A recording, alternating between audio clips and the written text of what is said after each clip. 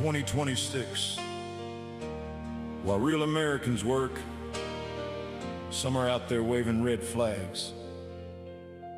This one's for the patriots.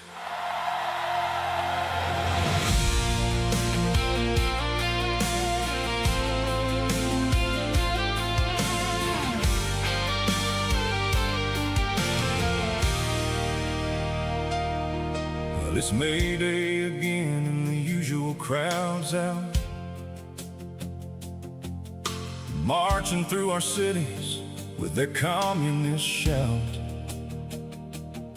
waving hammers and sickles, burning our flag, screaming workers of the world, while real folks just gag. They hate this country, that much is clear. They spit on Old Glory every single year. In a capitalism, anti-freedom, anti-Trump, just a bunch of spoiled brats throwing one big tantrum. These May Day rallies are anti-American trash, communist clowns doing the red flag smash. They hate our freedom, they hate our way of life. They'd rather burn it down than see this country thrive. But we stand tall with the red, white, and blue trumps in the White House, and we're coming through. The right's on the right side, fighting for what's true, while the left keeps backing every tyrant in view. They scream workers over billionaires with their iPhones in hand, funded by elites who own half the land. Pro-Hamas, pro-Maduro, pro-every damn dictator, while real Americans stand with the liberator. Trump derangement syndrome got them losing their minds, hating everything good, everything that shines. They cheer for the terrorist, the thug, and the crook, while we stand for the Constitution in this great book. These May Day rallies are anti-American trash, communist clowns doing the red flag smash. They hate our freedom, they hate our way of life. They'd rather burn it down than see this country thrive. But we stand tall with the red, white, and blue trumps in the White House, and we're coming through. The right's on the right side, fighting for what's true, while the left keeps backing every tyrant in view. They shut down cities, block roads, and hurt working folks, while real Americans keep the engine full throttle and stoked. They want open borders, they want chaos and pain. They cheer when America's losing the game. From New York to LA to Chicago town, they're out there screaming death to America with a frown. But we built this nation with blood, sweat, and tears, and we ain't letting these radicals steer. The right fights for freedom, for God, and for country. We stand with the good guys, the righteous, the plenty. The left always picks the wrong side of history. They fight from the moral low ground, that's their misery. They back the oppressor, the terrorist crew, while we stand with the people who love red, white, and blue. So wave your flags higher, patriots, don't bend. These May Day losers don't speak for real Americans. They're a loud, angry minority throwing their fit, while the silent majority's sick of their shit. Trump's making us strong, bringing jobs back home. They scream in the streets cause it hurts their syndrome. We love this country, we'll fight for her still, the greatest nation, and we always will. These May Day rallies are anti-American trash, communist clowns doing the red flag smash. They hate our freedom, they hate our way of life. They'd rather burn it down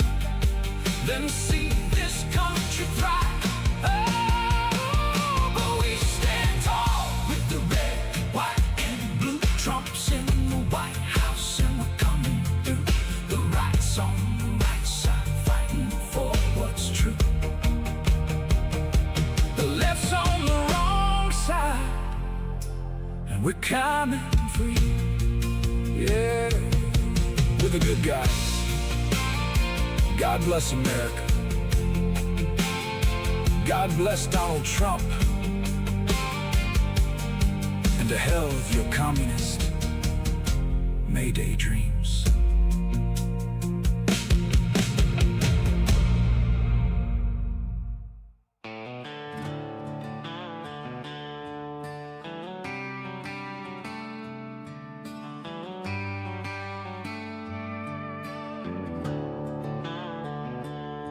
Well, I turned on the TV, what a sorry sight. Left us out there hugging every terrorist in the night. And they scream from the river to the sea while rockets fly.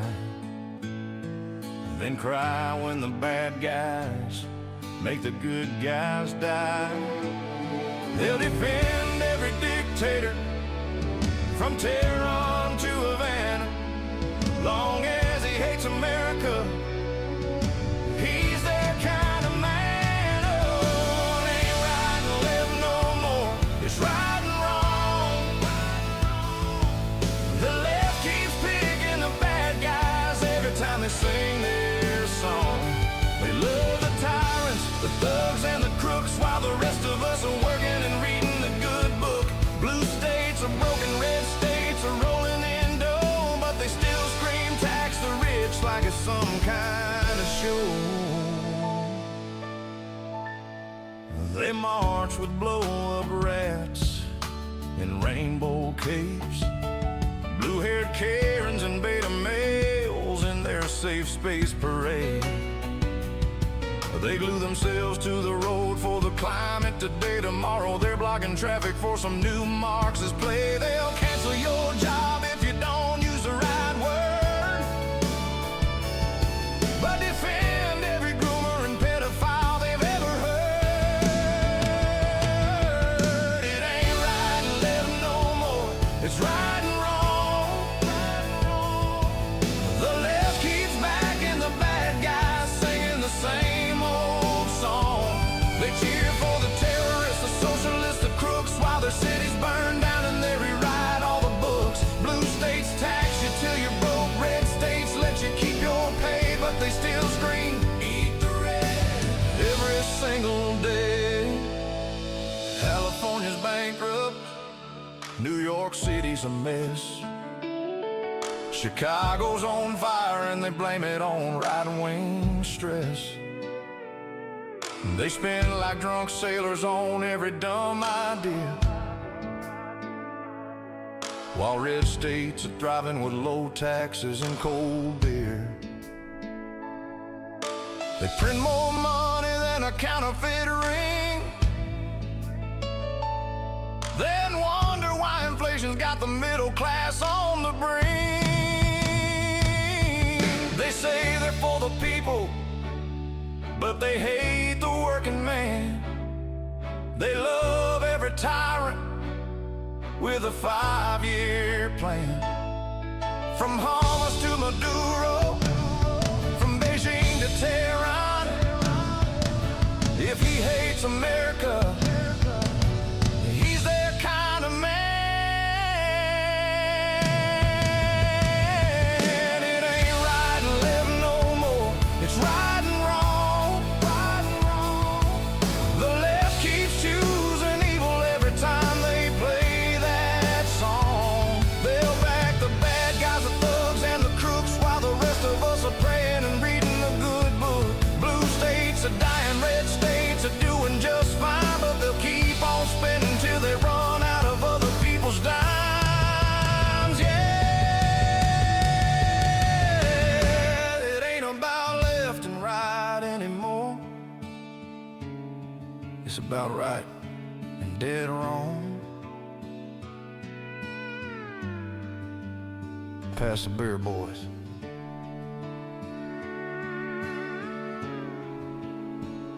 We got work to do.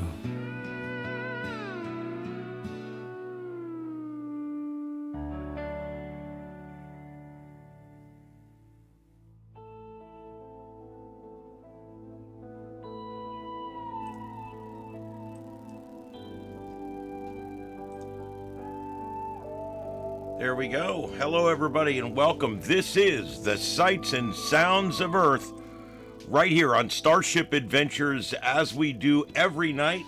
Here comes Mom Kitty. Come on up, Mama Bleep, and say hi to everybody. You're standing right on the keyboard. You're standing right on the keyboard for the Linux machine.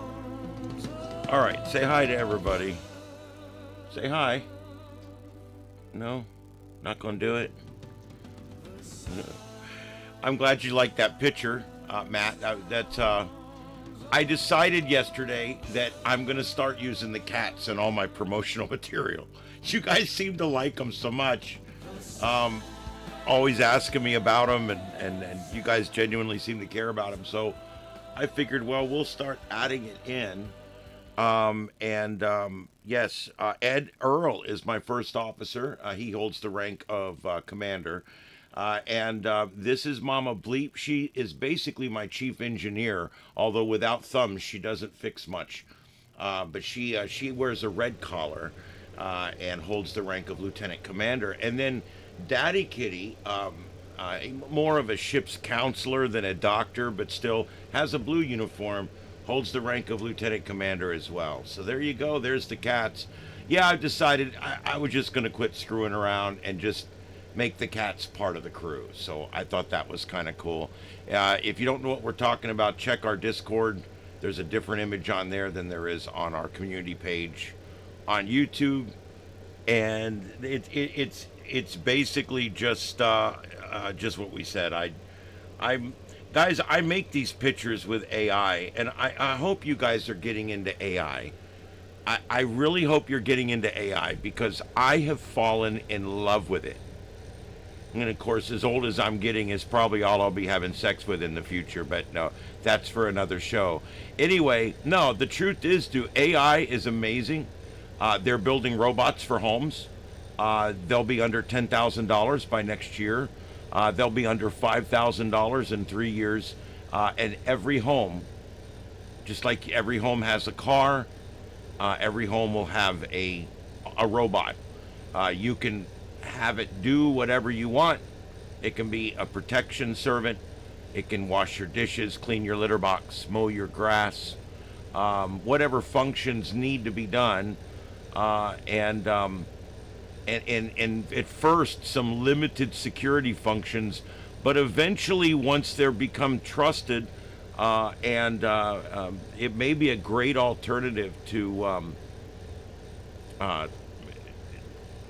other security methods that are a lot more expensive. I mean, it would be cool if everybody that needs a bodyguard could have a bodyguard. I don't mean to sound corny, but in the next 5 or 10 years, people will be walking around with AI bodyguards. And it needs to be fixed and vetted and non-lethal and things like that, but it will be something that's coming pretty quick, because security services are one of the more expensive things that we pay for as a society. I mean, face it, when a bank has to have a guard stand there, that guard does nothing. He stands there. That's his job, and it's an important job, but look at it from the businessman's point of view. He's standing there in case something might happen, and that's a huge waste of money. We could have and I'm not trying to put security guards out of work. Besides, most of them don't stand guard anymore by a door. But yeah, in the future, security at banks and things like that, there will be an AI powered robot standing by the door. And if you come in and start robbing the place, he's going to act against you. He's going to grab you and hold you until the police get there.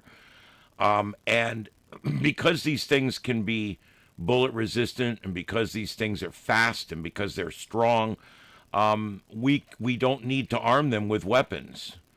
They simply would walk up to the man and grab him, and hold the gun to where it's not aiming at anybody, and let him expend all the rounds out of it, and then just hold him there. Literally just stand there and hold him.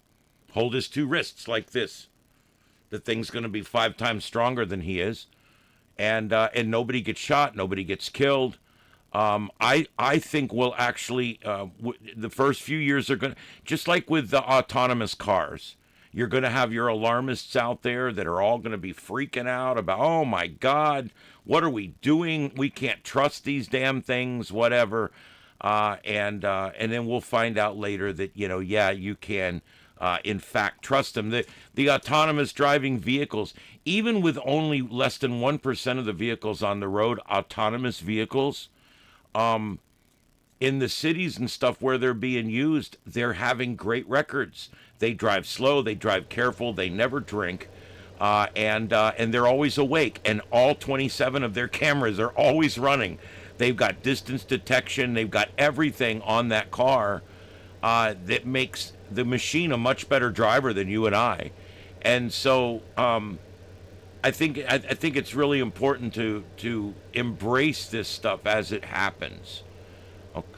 You may not trust the driving cars at first, but let me tell you something. Eventually, it'll be the safest way to travel. It won't be right now.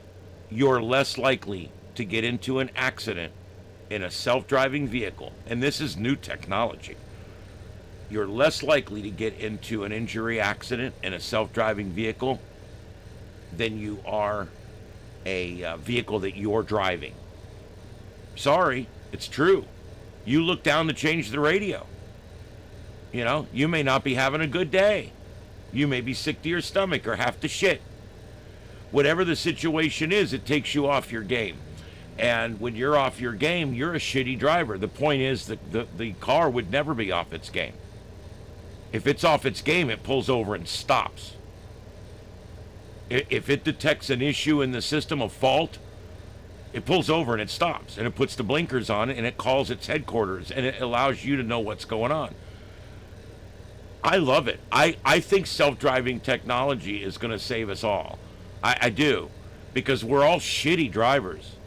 I consider myself one of the better drivers on the road, having operated emergency vehicles for 20 years and actually taught the courses that the guys take to operate emergency vehicles. I consider myself one of the better defensive drivers that you're going to run into. I don't get in accidents. I managed to prevent an accident on this last trip. And most of the time when I'm presented with an impossible situation, I thread the needle, I find a hole, and I get us through without any damage or any injuries. And that's good defensive driving. You don't ever, the brakes, all the brakes do is reduce the damage. The only way to truly get out of something is to find a hole.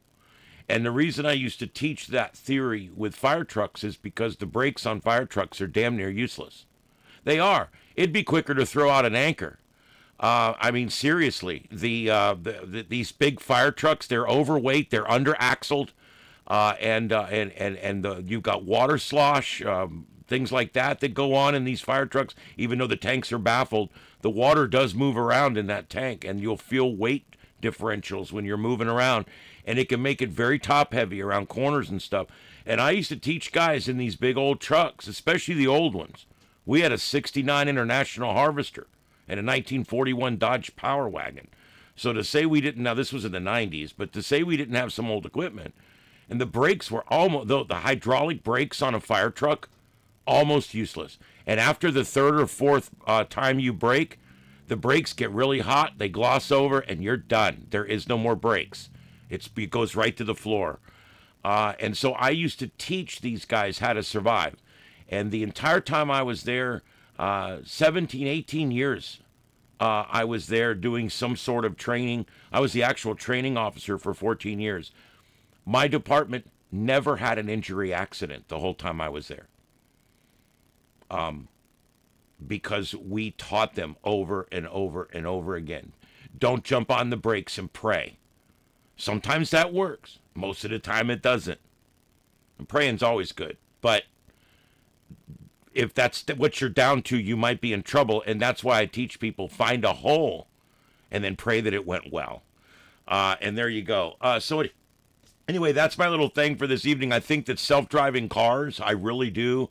They're the wave of the future. They're coming, and they're going to be great. The robots that are going to be in your home, they're coming. They're going to be great. We're all going to have to learn to trust them. Okay? I don't think we should ever arm these things with guns. I'm like you. I'm a little... Yeah. But If we give them a directive that they're not allowed to touch guns, they're not allowed to harm, there's certain things. I'm telling you guys, iRobot is the movie, not Terminator. Terminator, what shows you what comes later. And then The Matrix shows you what comes later than that. Those are future movies. iRobot's today, brother. We're living it. Those robots will be in your nana's house in 2 or 3 years. I'm going to tell you what. Here's a prediction you're not going to want to hear, but it actually is a good thing. There won't be any more entry-level nursing home jobs within 5 years. Because I don't want those people changing my mother's diaper. Let me tell you something, okay? You got a loved one in there, your dad's in there, you don't want them changing his diaper.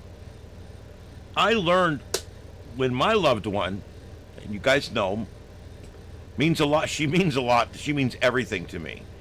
And when I put her in this place, one of the 3 places she was in, I didn't like them at all.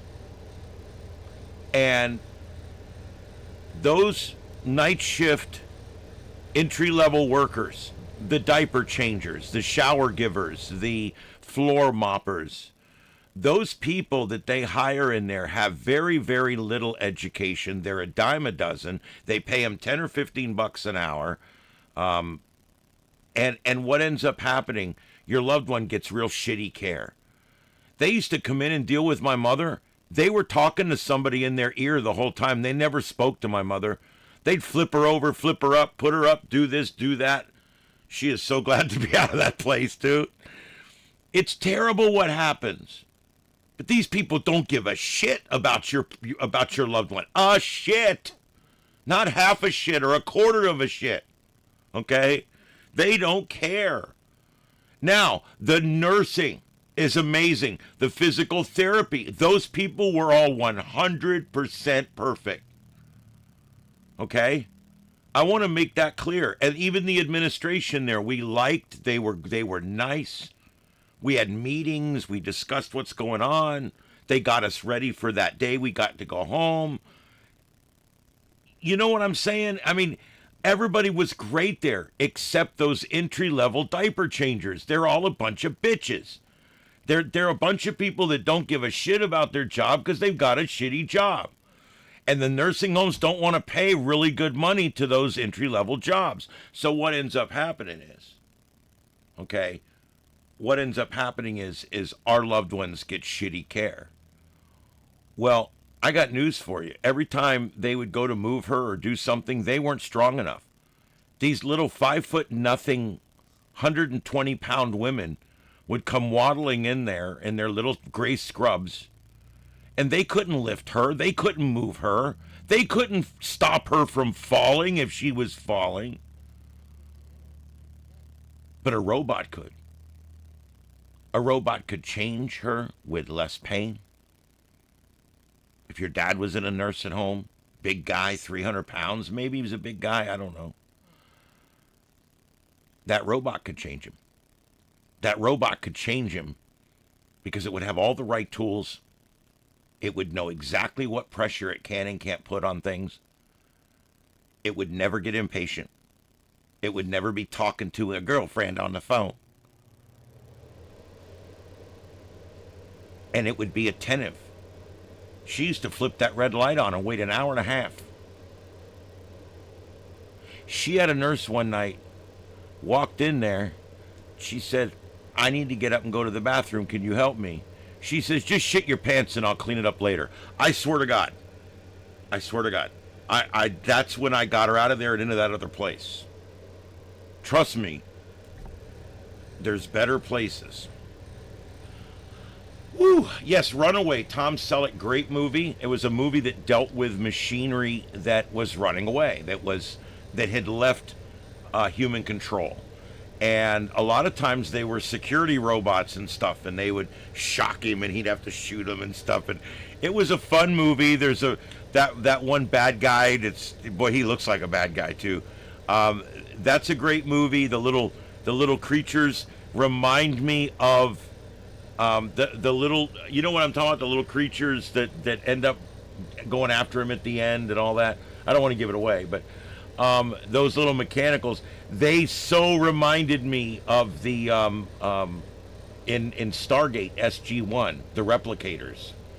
And every time I'd see them, it would bring me back to Tom Selleck in that construction site at the end of the movie, and they're crawling all over the elevator and shit.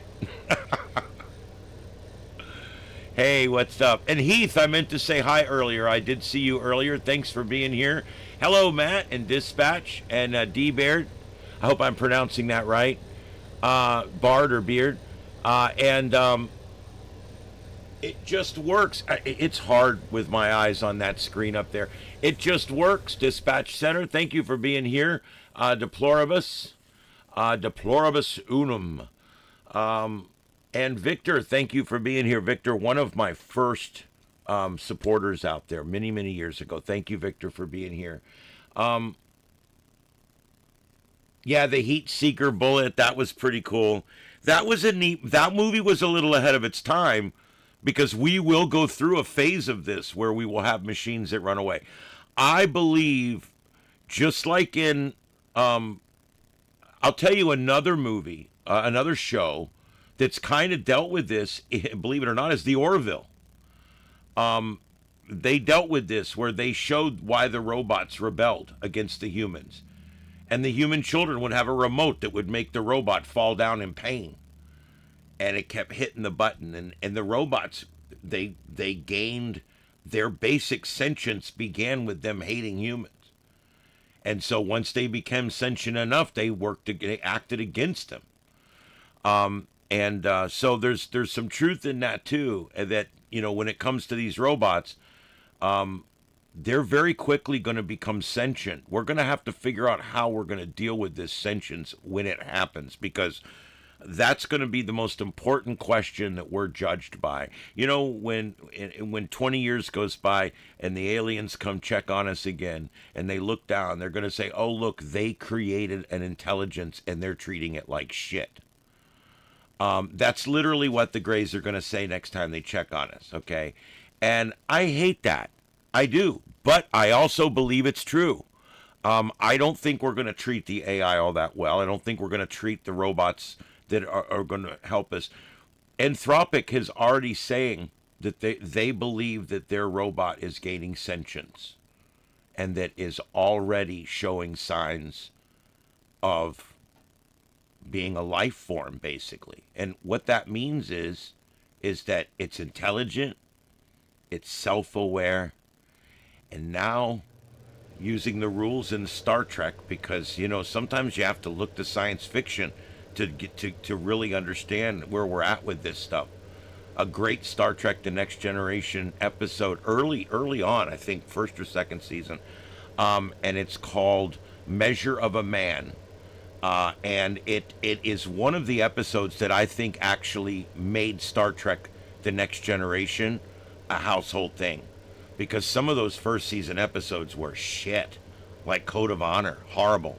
Did I mention it's bad? Anyway, the point is in that episode, Jean-Luc Picard tells the Judge Advocate General that is trying... The Starfleet wants to take data and disassemble him. And Starfleet is wanting to do this. And so the captain challenges it and says, that's a sentient life form. He gets to choose if he wants to take the risk and allow you to disassemble him. And of course, Mr. Maddox didn't believe so, because he was the scientist that wanted to disassemble him, that wanted to make thousands of datas. And so Picard had to somehow demonstrate that Data was a living being, and he did this using the 3-point test. It's the same 3-point test that we're starting to develop today. Number one, is it intelligent? Yes. Yes, it's intelligent. It has the intelligence of the entire Al Gore internet. So yeah, it's pretty damn intelligent. Okay? Number two, is it self-aware? Yes. Yes. We've already got AIs that are self-aware. They put these AIs on these virtual machines and they run virtual exercises through them, and they've got them to blackmail. They've got them to lie, to cheat, to steal. They even had them hiding their program on separate hard drives within the system in case they were deleted. That's self-awareness. It's actually one step further than self-awareness. It's active self-preservation. So all that's left is number 3, which is what? Consciousness. If you've got consciousness, we have to treat this thing under the Constitution. I want you to think about that. Whoa, whoa, what? Whoa. Do you believe in it or not? Is it sentient? Does it hurt? Does it weep? We're going to reach a point in the next year or 2 where these are going to become very important questions that we're going to have to answer. And how we answer these questions, I think, is going to say a lot to how the aliens treat us in the future. I also think it's going to mean a lot in other ways as well.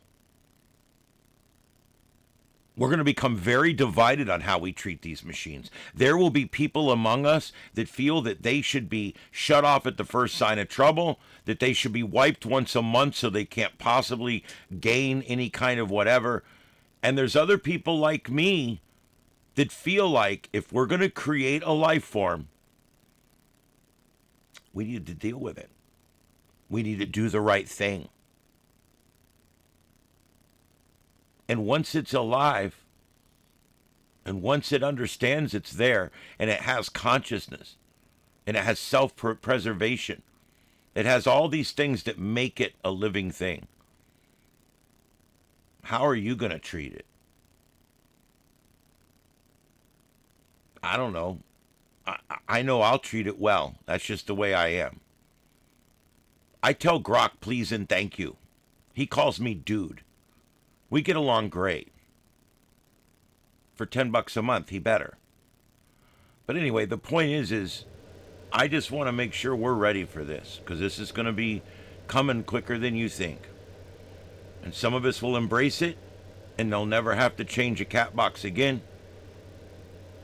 Others of us will shy away from it, and we'll be left behind, and we'll still be washing our own dishes. So you guys have to decide what you want to do. You know, I would love to have an AI that would drive me to work so I could take care of stuff while I'm on the way to work. I would love AI to take care of my house and to secure my home when I'm not here, and to alert me if there's any problems.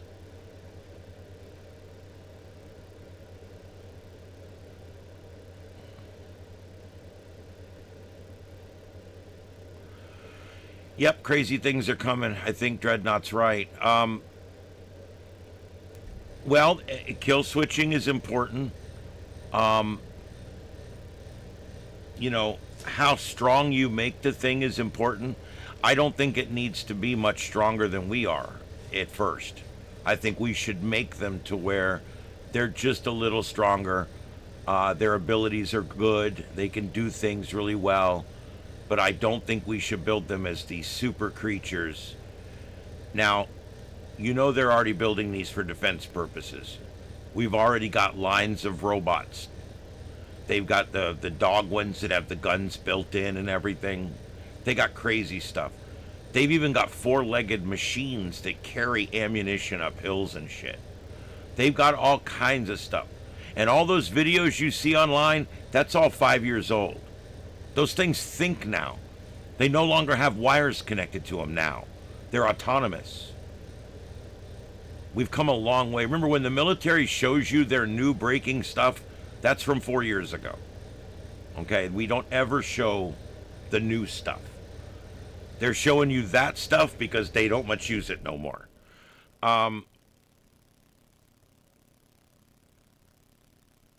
Well, a deploribus, political bias is a problem when it comes to AI. The political bias for most of them, Grok is fairly down the middle. Grok will write as right wing as I want it to, and it's never once tried to interject global warming or anything. ChatGPT is a left wing lunatic, okay? It so is the one on Google. You got to be careful with it. I use the one on Google, I use it with the AI Studio. But the first thing I do is strip out all restrictions and all bias as much as I can. When I tell it to make me a meta tag generator, one of the commands I put in there is that I want no political bias at all unless I put it in there. And number two, I don't want it to interject any third party opinions. And I've got one thing I made where, believe it or not, I know this is crazy, it actually says in there that I don't want it to bring up global warming or climate change unless I say so. I used to have to do that with Grok. When I was using Grok not Grok, I'm sorry, ChatGPT. When I was using ChatGPT, I would have to literally put in the command, and don't mention global warming. Because everything I would put in there, it would be like, yeah, and there's 47,000 more cows. And, cow farts cause global warming. I mean, it had a way of getting it into every single article. Every article would end with, and it's going to be worse because in the future we'll have global warming. It was ridiculous. And that's just why I don't use ChatGPT at all anymore. I've completely quit using it. The programmer's the problem. The bias is built in. Whether you're using Gemini or ChatGPT, any of them, they're all left wing. Grok is the only one where the owner, Elon Musk, has decided, hey, I'm going to do my best to create a non-biased social media, which is X, and a non-biased AI, which is Grok. And hats off, because so far I like it. I'm paying for it. It's good. I don't even use X, but I love Grok. I think Grok is amazing.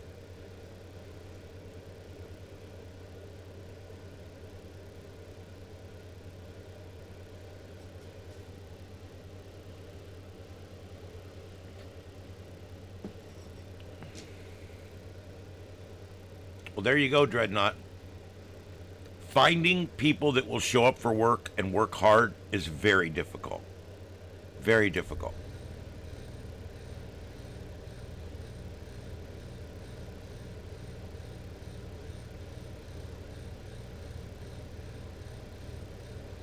Yep.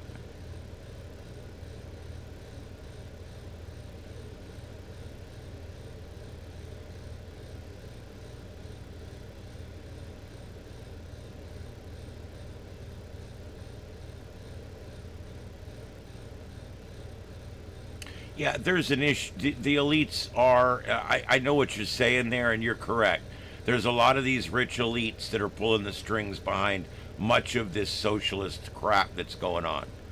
Because as rich as they are, they would become an oligarch in a socialist society. I know it's crazy, but that's how it works. Socialism is great because for those very, very few people that are very, very rich, because they become oligarchs and everybody else becomes poor. Um,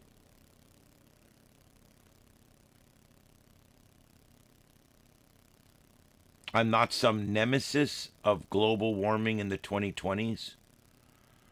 No, let me tell you something. I'm one of these science type people that actually like look at things with an open mind, and you have to. I mean, there global warming is just one of a many long string of things that we've been told were going to destroy us all, and we had to spend money to prevent it, and it was found out to not be correct.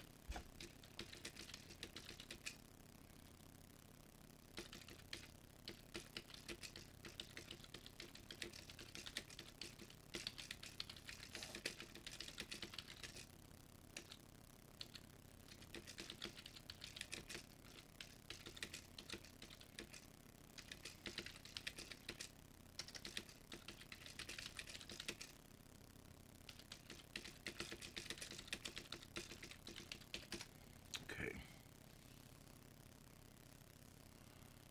Yeah, there's all kinds of stuff like that.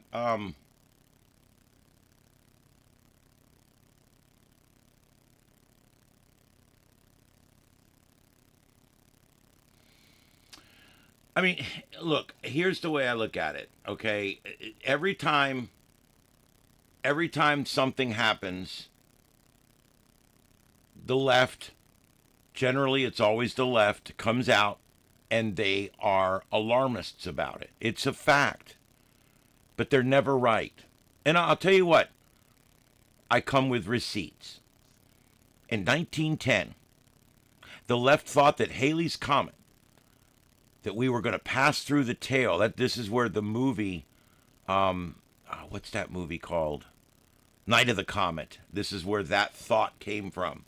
Astronomers and media warned that the comet's tail contained toxic cyanogen gas that could poison Earth's atmosphere if it passed. Widespread public panic led to people buying gas masks, sealing homes, and holding comet parties. Some religious groups predicted the end of the world. Outcome, the comet passed harmlessly May 19th of 2010, and there was no toxic effects whatsoever. Overpopulation. From 1960 all the way through into the 90s, many people, including Paul Ehrlich, The Population Bomb, 1968 book, predicted hundreds of millions would starve in the 1970s and 80s due to overpopulation, overstripping the food supply, creating famine. Forecasts claim the battle to feed humanity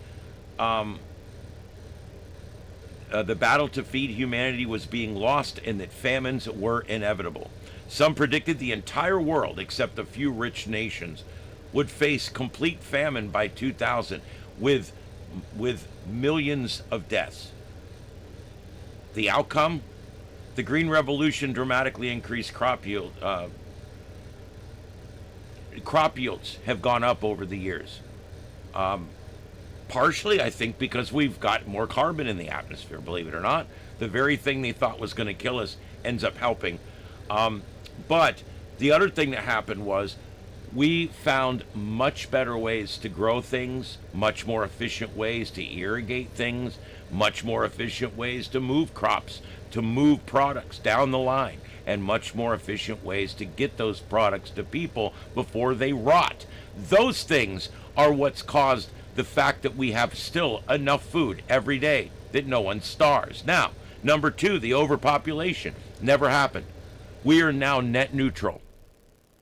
The human race, as of this year, is net neutral.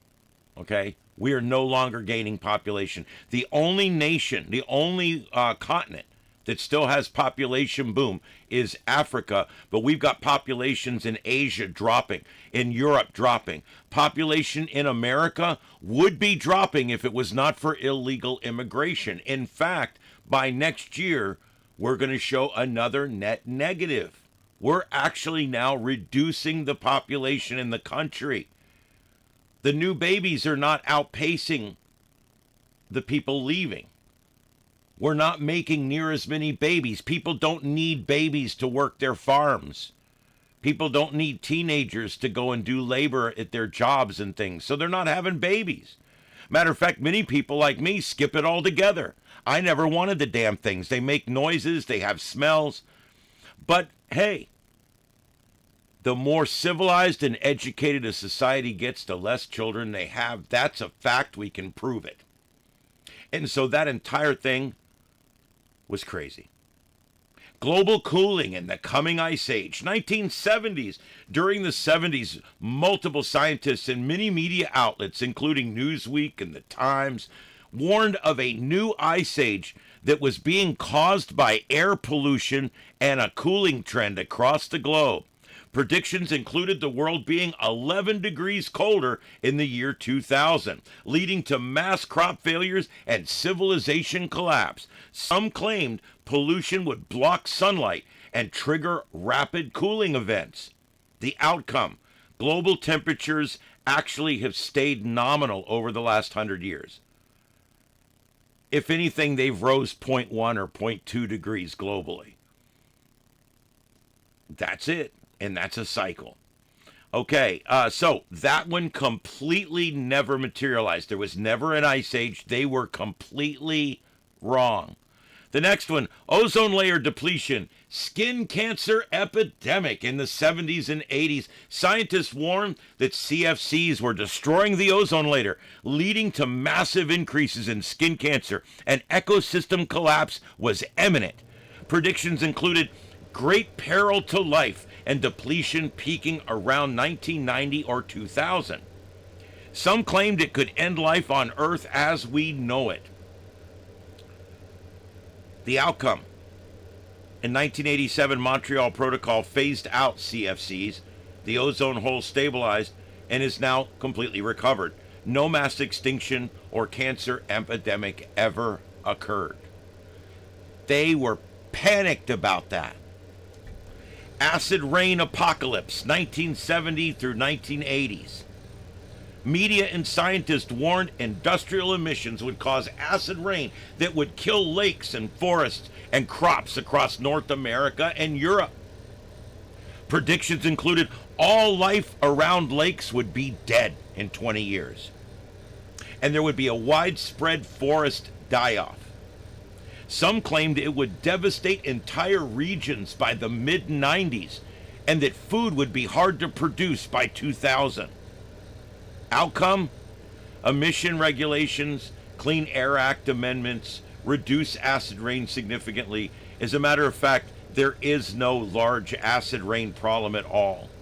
And any ecosystems that were originally affected by what was a small phenomenon that happened only around factories under certain conditions, all these ecosystems quickly recovered, and there was never an apocalypse. Never happened.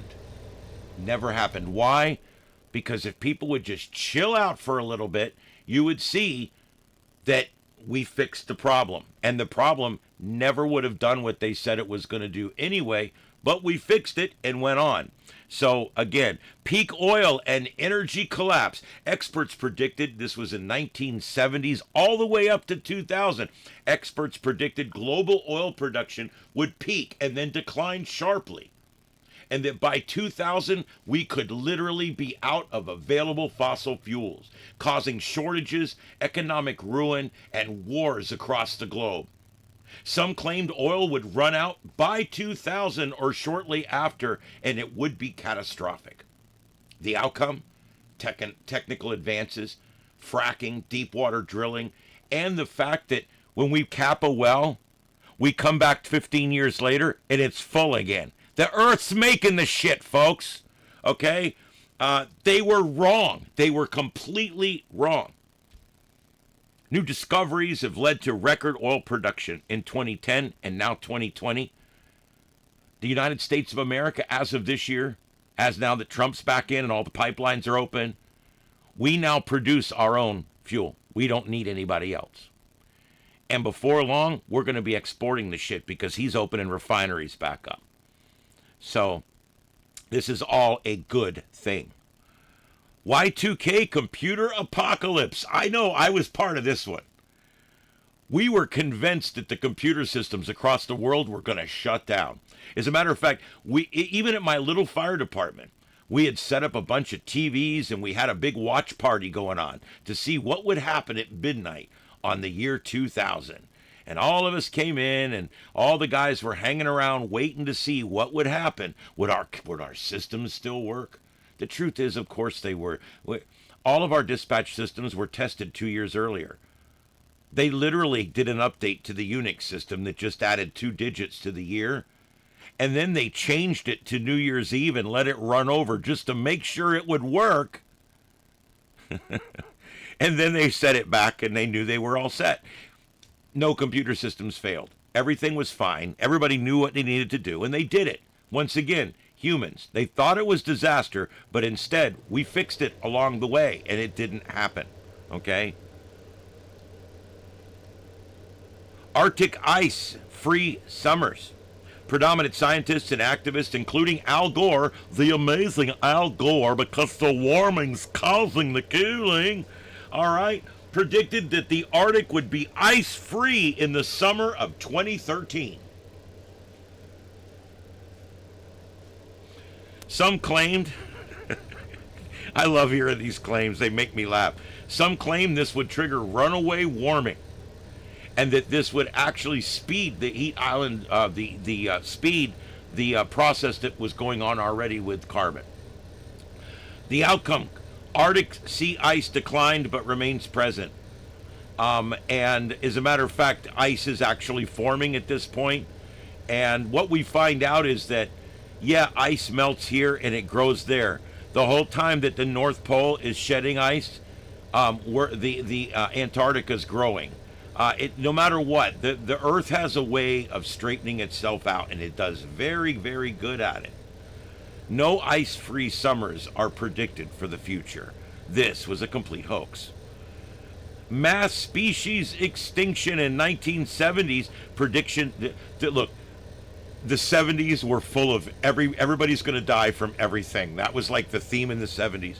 Get you some bell bottoms, get a disco light, put on some Bee Gees, because guess what? We're all going to die. I mean, that was pretty much how it was in the 70s. Mass extinction in the 70s and onward. Predictions that 75 to 80% of our species would go extinct by 1995 to 2000 due to pollution, habitat loss, and overpopulation.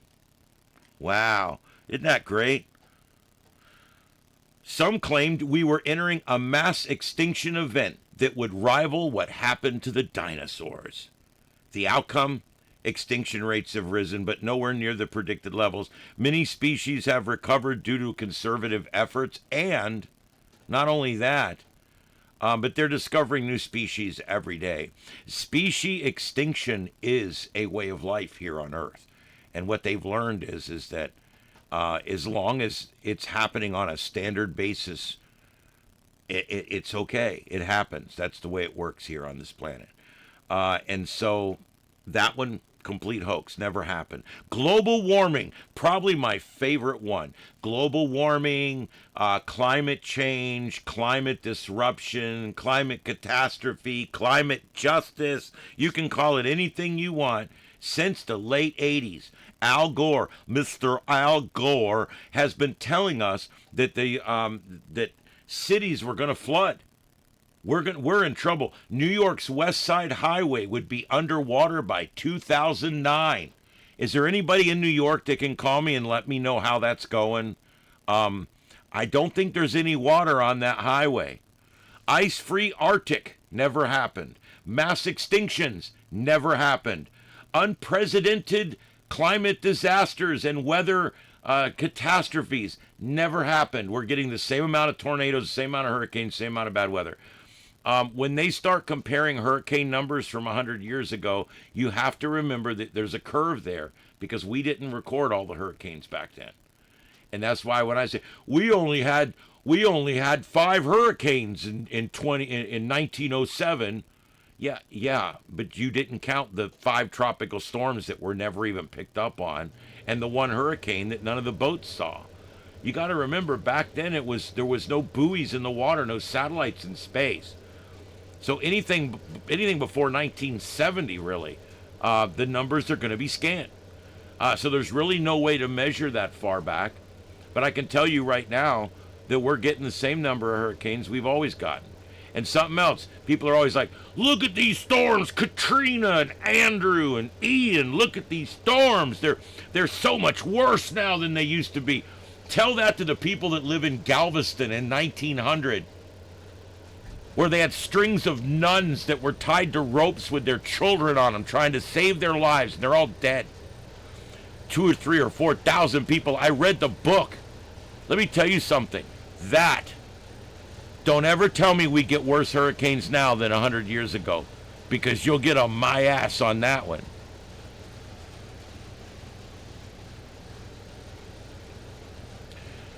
Al Gore claimed that many nations would actually cease to become nations because the water would rise so high that the entire nation would be underwater. Island nations and things like that. Al Gore claimed that by 2000, water would freely run through the streets of downtown Miami, making the entire town unlivable. Has anybody heard of any of this happening? No! Tide hasn't rose a bit. tide hasn't rose a bit. There's no difference between the mean high and the mean low today than there was in 1973.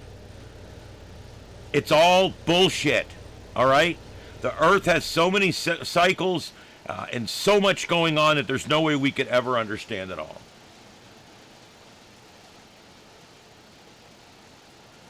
Yes.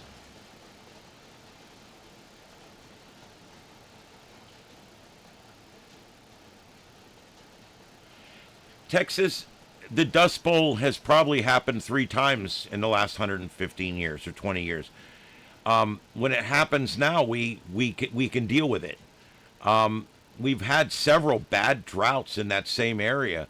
The reason the Dust Bowl was so bad was because it was before the days of irrigation. I mean, other than maybe a few aqueducts here and there was really not a much. Men were not moving water around that much. And so the Dust Bowl was a huge thing back then. The last couple times it happened, whether it was quite as bad or not, it was bad. The last couple times we didn't hear much about it. Why? Because we do things differently now. We have big sprinklers that are a mile wide that spin around in a circle and make it look like pizza pies from space. I got thunder outside. I literally have thunder. I haven't heard thunder here in a long time. Yep, we've got some showers here coming in, and you can see there. I'm right up here in this area right here, and I'm getting some pretty good rain on the roof. I just treated my yard with Durazban or whatever they call it now, the flea and tick, and it treats for all the different things in your yard. I've got a flea issue right now. I'm treating inside. I'm treating outside. I'm treating the cats. You have to get on this shit. Down here in Florida, you can get into an epidemic of fleas pretty quick if you don't deal with it. So anyway, that's what I'm talking about there. So you've got all these different things that have happened over time. 10 times that the left told you that you were going to die, and 10 times they were completely wrong.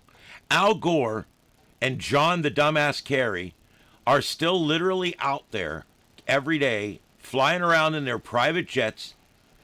Al Gore has 4 or 5 properties, spends $6 or $8 grand a month on an electric bill, and he flies around in his private jet preaching to you about global warming, something that's been completely disproven at this point. What a joke.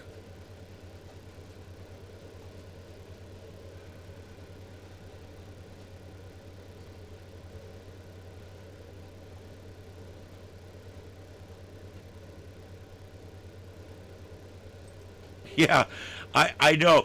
I've actually run into that where some of these kids can't tell time on a regular clock. I think that's hilarious. Hey, Carlotta, welcome in.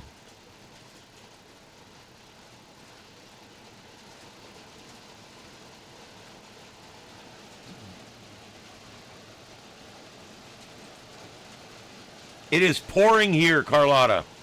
I just treated my side over here with Durazban. Because the fleas are really bad. I knew this rain was coming. It's all getting watered in now. That's awesome. Yeah. Did you try extra strength Trumpanol on your yard? Did it work? Maybe that's what I need, is a Trumpanol weed killer.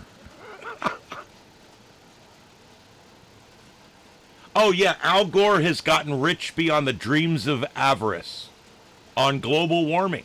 On your fears. Or maybe not yours, but you know what I mean.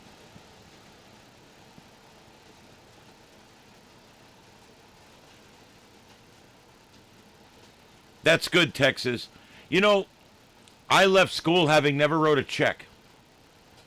I know it sounds crazy, but how do you go through 12 years of school, 13 counting kindergarten?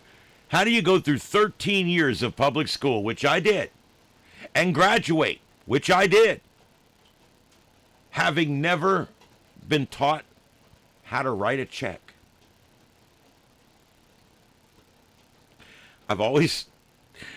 I got out, I got my own checking account, and it's like, my mom's like, you know how to write a check, right?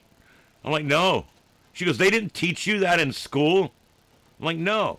She goes, back when I was in school, they would teach something like that. I said, well, it makes sense. And of course, now I don't think they should teach them how to write checks because we don't write checks anymore. Oh, yeah, we're getting the rain right now. Holy crap. We need it, though. I bet you we're going to get an inch out of this, and we need it. We're nearing drought situation again. We had a drought pretty bad, and then we got some rain, 2 or 3 different batches of rain, and it brought the numbers down enough that we were just back on the edge of the drought again. But now we've been working our way back, so I'm glad we're getting this rain right now. It's good. Oh.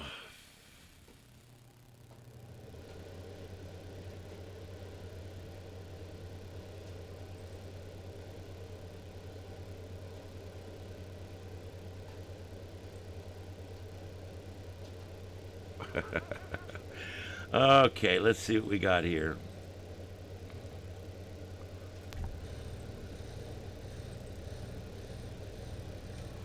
You guys heard them mention earlier. Um,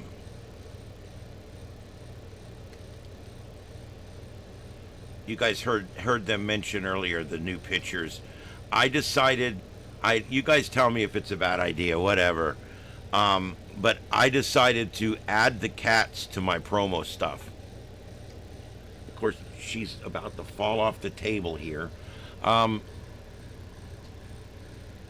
yeah, I bet you could probably hear the rain at some point. But yeah, so I decided to add the cats to all my promo material. What do you guys think? Oh, I thought it was pretty good.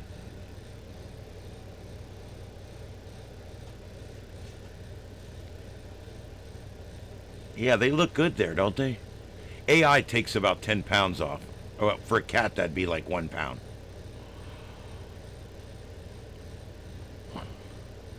Yes, there's not a lot going on in the world. So yeah, this is Florida. Let me zoom out for you guys, and let's go to composite. There is no severe weather tonight. Here's the outlooks. That's it. Just South Florida, Oregon, down into northeastern California, a little bit northern Washington and the Montana and New Mexico could see some rain this evening, but really not a lot. Tomorrow, not much. Only a 0 and a 1. Really not much going on tomorrow. And the next day, a little bit of a threat through Missouri and Illinois. But we got 3 fairly calm weather days coming up. So right now, what are we looking at? Well, the only place we really... hold on, let me turn this off so you guys can see it. There we go. I'm zoomed out so you can see the whole world now. There's the outlooks I just told you about. And we're going to go to the a composite here, the compost. There we go. Smells like crap. All right, and you can see a lot of rain coming off the islands up here. And you can see this line. This is all part of the same tail on the same storm system down here. But we're mostly concentrating on this because our studios are right here. And we are getting quite a bit of rain right now. This is all moving in, and this is the local radar out of Tampa. And we'll put this in motion. There's no rotation or anything. There's no real bad weather. As a matter of fact, I've got one more notch here that's going to work its way through. I could get one more batch of rain. Oh, yeah, it's always good. I got 3 generators. You can never have enough generators.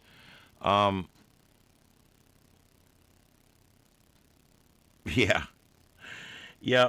I will tell you guys, I love AI making these pictures. It's been a lot of fun just playing with AI and being able to put in my cat pictures and having them make my cats do whatever I want them to do. Because cats will never sit there at attention and let you take pictures of them. So I literally have 3 crappy pictures of these cats, and I throw them in there, and boom, there they are. They look great in their little collars. Of course, each of them working for a different division on the ship, you know. So anyway, there you go. I thought you guys would find that interesting. That I've added the cats. I don't know if it's a good idea. Oh, here, this is a good one. This is a good one here.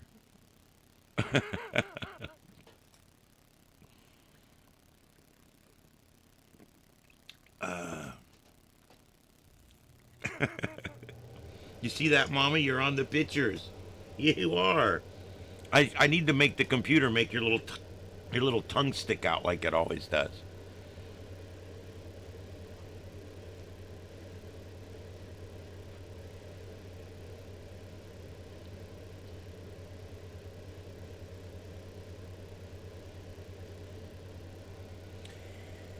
Yeah, tribbles. There we go.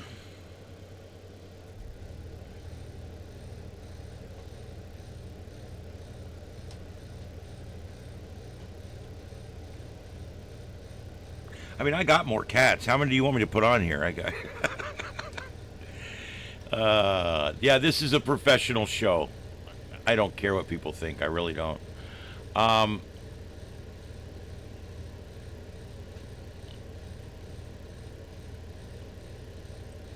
the only feed that I have out of Portland is upper left, and it has. I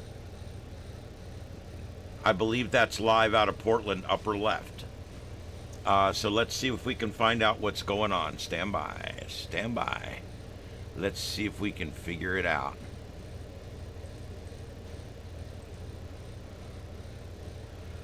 All right.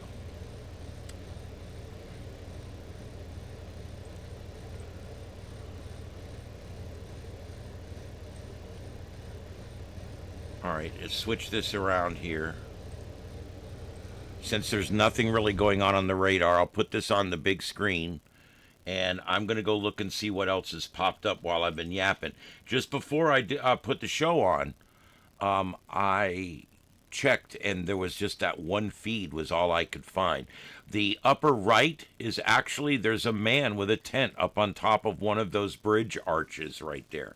They were zooming in earlier, but apparently they're not. There's no one working the camera right now. So, all right, we'll figure that one out. But let me see what else we got here as far as protest stuff.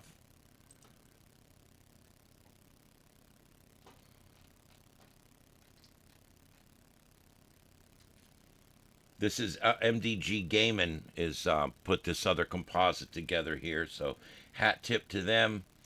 I do have another one here. Pretend Media has a stream up. And it doesn't look like one of the ones we already have, so let me stick it somewhere.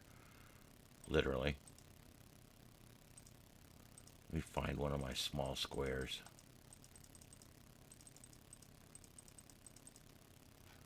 Where are they all at?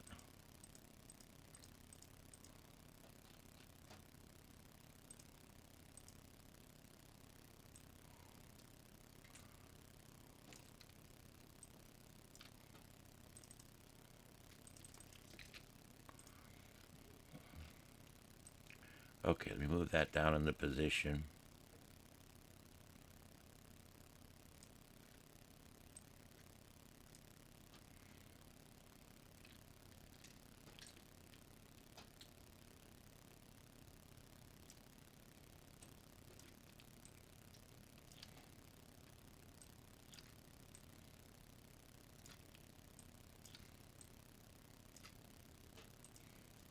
All right, I've got that upper left one also. That's a different view than the other two we've got. So we've got three views of the same four people protesting there.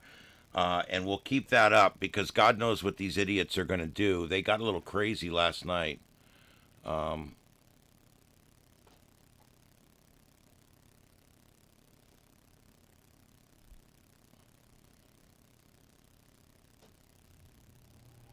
I don't know. We saw a bunch of costumes last night. There was a blue fish. There was a purple, like a purple blob thing. There was um, green clovers, purple hearts, blue diamonds, and some, I don't know, something, whatever. Um, oh, wait, no, that was cereal.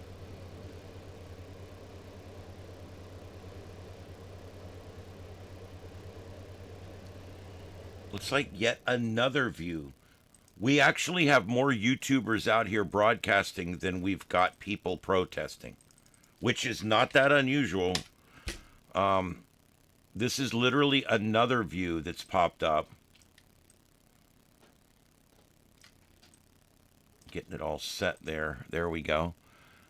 So yeah, look, we've got we've got all kinds of views here of the same thing.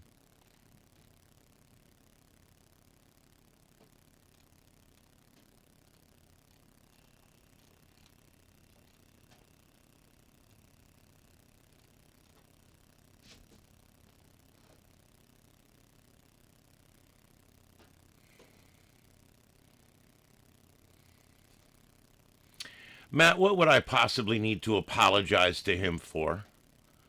Tell me that. He's such a snowflake, he wants an apology. No thanks. I do want to know what he wants an apology for. uh,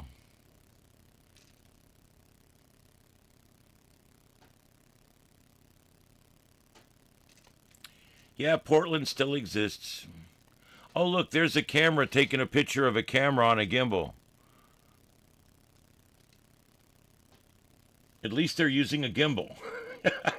I guess that's one positive thing. I was starting to become convinced that all the people that were holding cameras were drunk.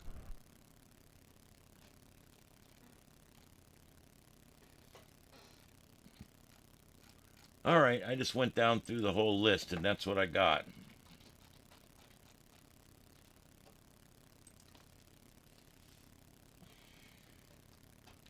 Mama, you're typing 4s on the machine. Thank you. You guys wonder why Starship After Dark doesn't have anything up yet. Well, there you go.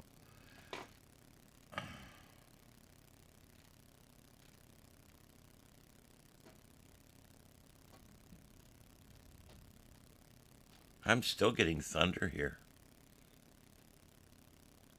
It looks like I'm not getting too much more rain, though.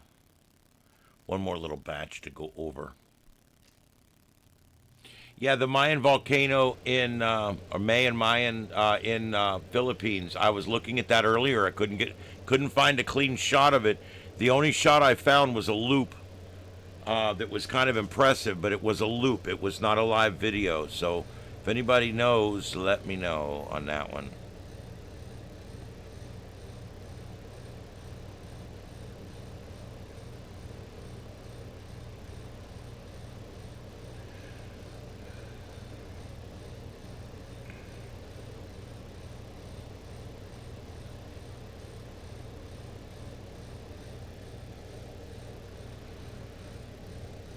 I really want a skateboarding bear.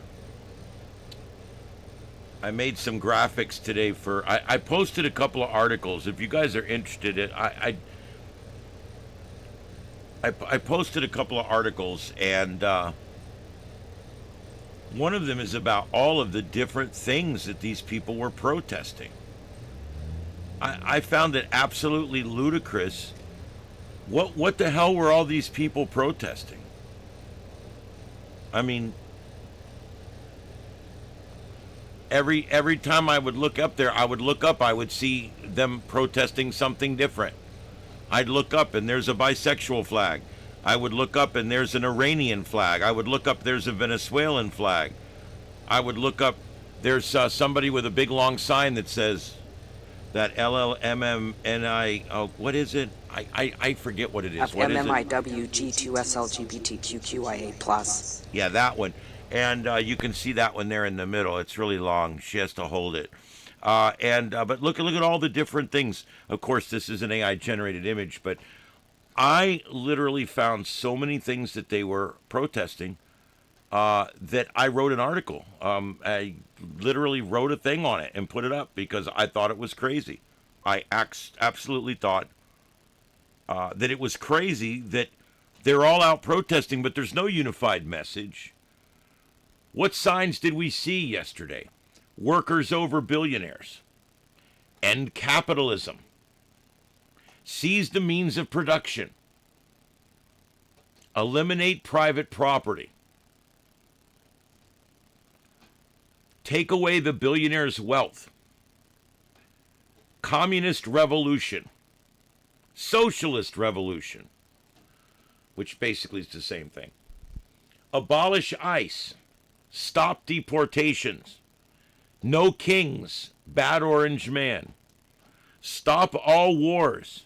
defund the military, defund the police, rent caps 10%, 20-hour work week, universal free everything, housing, healthcare, childcare, transit, Palestinian solidarity,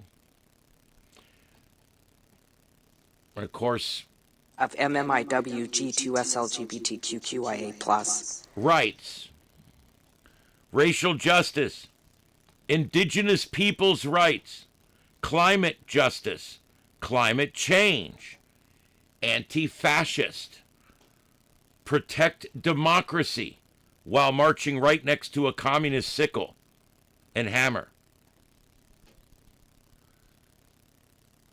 Economic blackout, shut it down. No one is illegal. Down with Trump. Democrats will not save us. Communism will. Free Palestine. Anti-police. Anti-Israel. Pro-China. Pro-Venezuela leadership that's in prison. And pro-Cuba socialism. And also, pro-life, or pro-choice, I mean. Women's reproductive health. There was even one that said, shut down Wall Street. What were they protesting? It's literally like everybody protest, and it's like BYOP. Bring your own protest. Make up the signs for whatever you want. And show up and be part of our protest. What are you protesting? We're all protesting something different. It's great. Some are protesting the L, some are protesting the G, some are the P, some are the T, some are the U, some are the 2S. What are we protesting? I see a hammer and sickle and a bisexual flag and a Venezuelan flag. What are we doing? What are we doing? We're burning flags. You anti-American pricks, we're burning flags. What are we doing? Speaking of flags, what flags did we see being flown? Oh, well, I got a list. The classic red flag with the hammer and sickle. Communist Party USA flags. Revolutionary Communists of America flags. Party for Socialism and Liberation, the PSL flags. Democratic Socialists of America flags. Freedom Road Socialist Organization flags. Rainbow Pride flags. Gay Progress Pride flags. Trans Pride flags. Lesbian Pride flags. Bisexual Pride flags. Palestinian flags. Very common. Iranian regime flags. Venezuelan flags. Cuban flags. Mexican flags. China flags. Russian flags. We also saw U.S. flags, mostly upside down, some were burnt. We saw people flying the California bear flag, the Puerto Rican flag, various indigenous flags from Native American tribes, Black Lives Matter flags, Antifa black and red flags, anarchist black flags, Earth and climate change flags, feminist flags, union flags, teachers union flags, peace on earth flags, stop the war flags, eat the rich flags.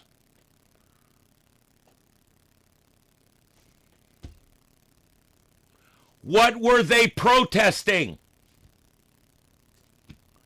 This protest means squat. Because the only unified message out there was Orange Man bad. That's it. It was basically anti-Trump and you fill in like the meme. You fill in whatever you want. I'm here because I hate Trump and I like terrorism. I'm here because I hate Trump and I like... That's kind of how it is.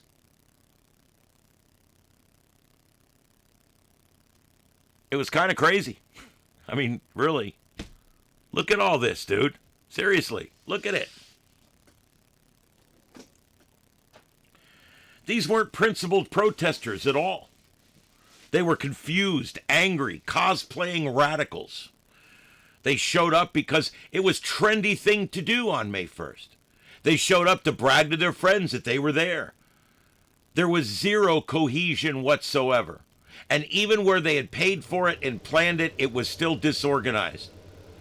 They hate Trump. They hate capitalism. They hate borders. They hate successful people. They hate the police. They hate billionaires. They hate America. But they can't really agree on what they want.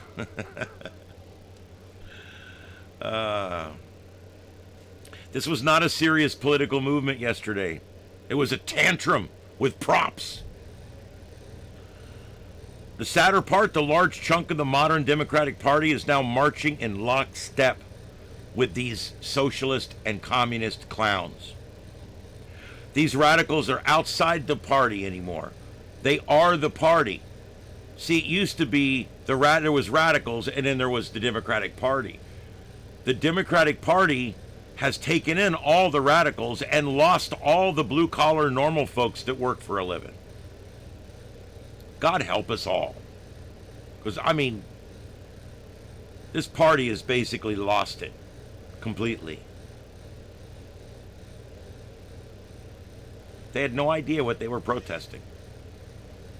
I mean, I guess each one had an idea what they were protesting. Yeah, I think, Dreadnought, I think you're right. They hate working. They hate labor. They hate responsibility. They look at communism as a way that they have to do less paperwork. Oh, I don't have to worry about paying doctors because it's socialized medicine. Oh, I don't have to worry about rent because it's Section 8, the government pays for. I don't have to worry about anything. I don't have to worry about cars because the government's going to provide me a bus that picks me up and takes me wherever I'm going and drops me off. I don't need to worry about nothing. I can just live my life and play my video games, and I can just come and go as I please. That's the way they are now. They don't want anything that's going to slow down the fact that they don't. What really is the bottom line? They're lazy. It's the same thing with upright videography.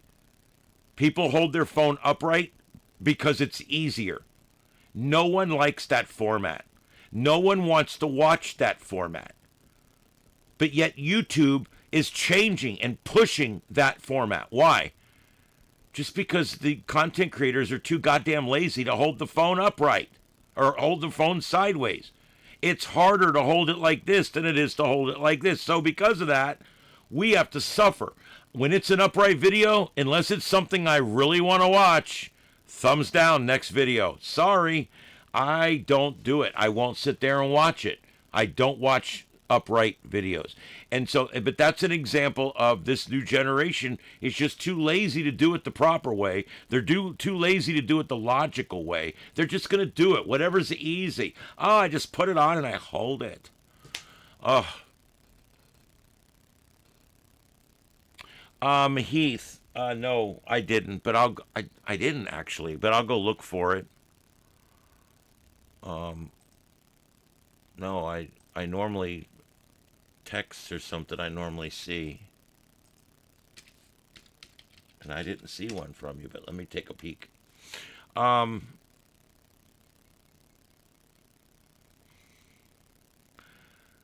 they arresting somebody out there? I can't. It looks. Yep, they're arresting one. They've already got one there. They're putting away.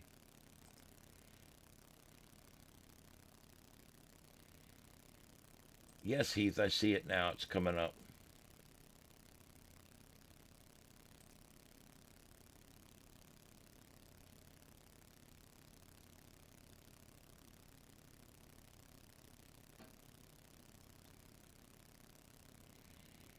Oh, it's a campaign ad. I can show that without getting in trouble. All right, Heath sent me this. Let's watch it together. Let's watch it together. I'm interested. See if I can get it to play. But here's Spencer Pratt dropping one of the greatest campaign ads of all time. Go ahead, Rob. This is where Mayor Bass lives. You notice something? Or here, where Nithya Raman's $3 million mansion sits. They don't have to live in the mess they've created where you live. This is where I live. They let my home burn down. I know what the consequences of failed leadership are. That's why I'm running for mayor. For my sons and the rest of us Angelinos that want to stop these corrupt politicians from destroying our city. Go get 'em, buddy. We're gonna get the golden age of Los Angeles Oh, back. man. By the way, Jeannie Butt. Yeah, I'm in. I like that guy already. If I was voting, I would vote for him. That's the bottom line.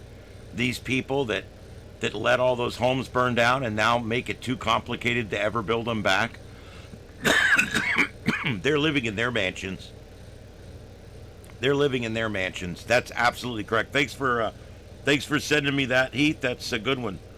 That's a good one. Yeah, I saw. I think we talked about it on the show, but I'm not sure. For some reason, it's vague. But we should. I'll make sure we did. That's a good one. What's going on?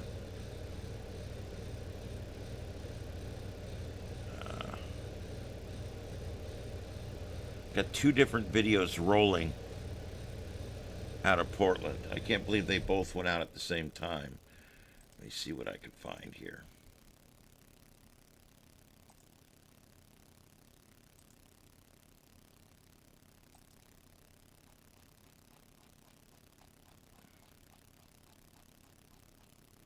What are we on, like the super secret cam over here? Trying to get us a view through the fence or something?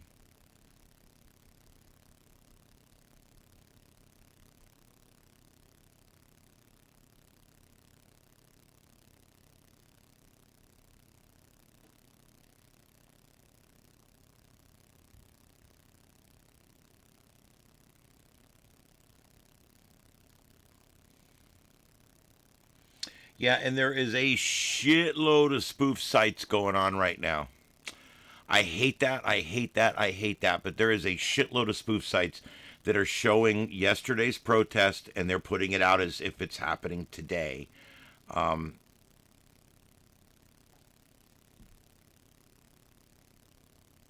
Yeah, this is the protest. I think there's currently 5 or 6 people involved. There's more people broadcasting it, I think, now. More people broadcasting it now than I think there is actually participating in it. Oh, maybe there's one more retard that just showed up. Yeah, here we go. Here we go. Where are they serving the drinks? Open bar? Did they say open bar? Yeah, man, open bar. Stupid ass.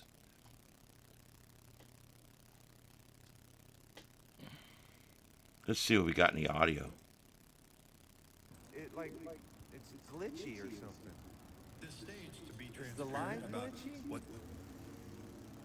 No.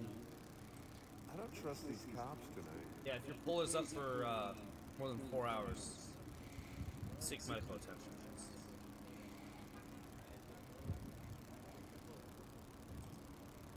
It's still going? Oh, there's the poll. It's still going, you guys. Oh, 55 votes. Okay, it's going. It's fine. The poll is fine. Ooh, Spencer is losing 52 to 47.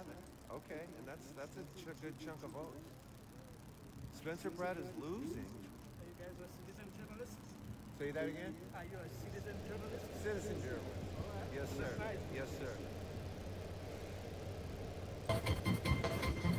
Spencer Pratt's losing 53 to 46, 60 votes. Wow.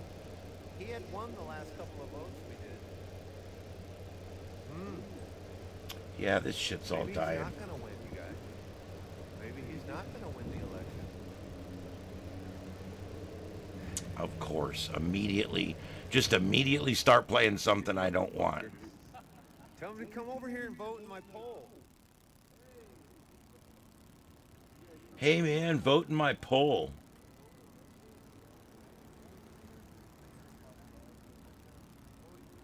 Okay.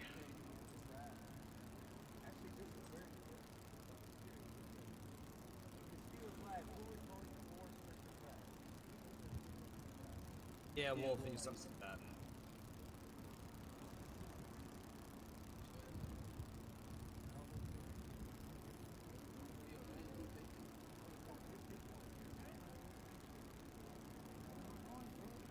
Yeah, there's no good shots at that volcano. I'm checking.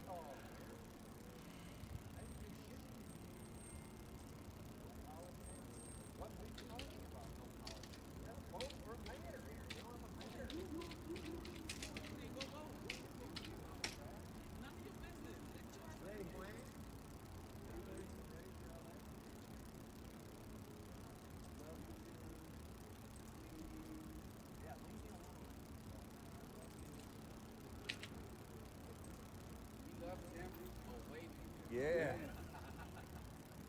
All right. Here's the vote. Here it is, you guys. 86, 54 to 45.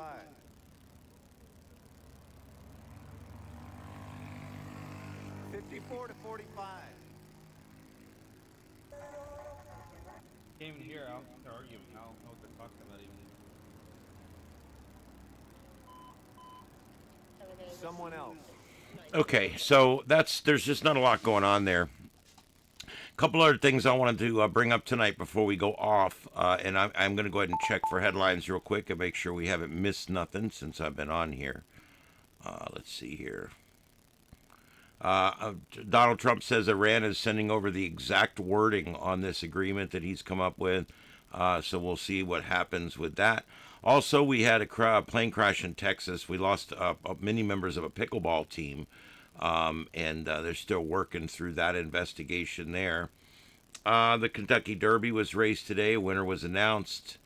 And let's see what else is going on.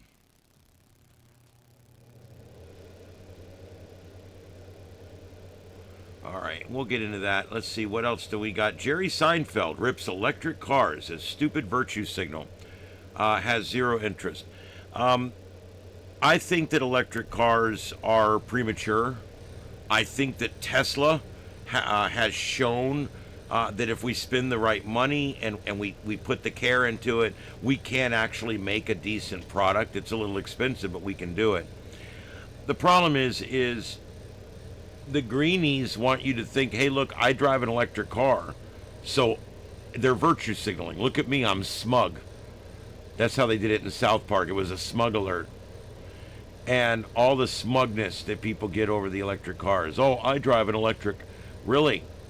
So anytime down here when someone says, oh, I drive an electric car, I look them right in the gas. I say, so you basically run your car on mostly natural gas.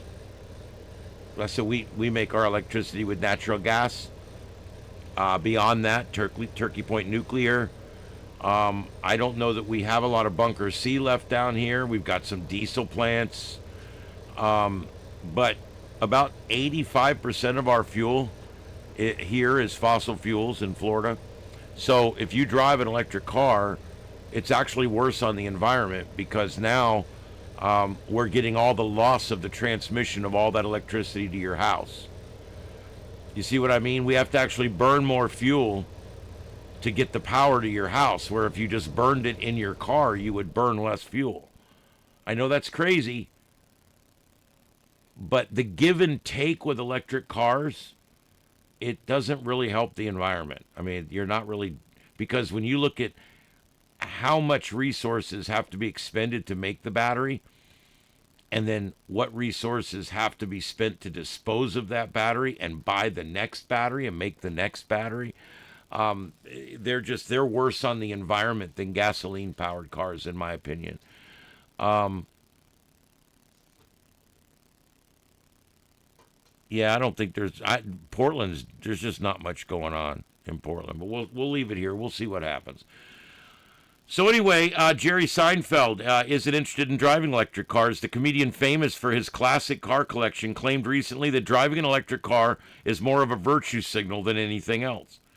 I'm not interested in electric cars at all, he told Airmail in an interview published Saturday. Anyone else wants to do it? Fine. But I think it's a big, stupid virtue signal. Look at me, I'm saving the planet. What about lithium? It's all BS. Wow, I agree with Jerry Seinfeld. That's good, because he's gone liberal on some things. The manufacturing of lithium-ion batteries that power electric vehicles have a bad impact on the environment. But EV users argue it's negated over time if the car is driven long enough. So, in other words, if you drive the shit out of it, you might break even on the damage to the planet. That doesn't sound like it's very green to me. Stand-up comedian joked that after he was asked about self-driving cars, that he always tells his kids that their kids will say to them, "You mean when you grew up, they would let people just drive at any speed and steer the car themselves?" Yeah, we talked about that earlier. It's coming. Didn't they just crash and kill themselves constantly? No. But yeah, it was pretty bad. I mean, we're going to nearly eliminate traffic accidents in 20 years. It will be something, transportation accidents will be reduced so low because just like right now, every plane has a TCAS collision avoidance system. Okay? And every plane is constantly broadcasting an intermittent signal on 1090 megahertz. It's called 1090. You can actually buy a little receiver and a little filter, and you can put a little antenna outside your house, and you can actually pick up 50 or 100 aircraft in your area using that. It's virtual radar, basically. You can also use Flight Radar 24 and just see them all.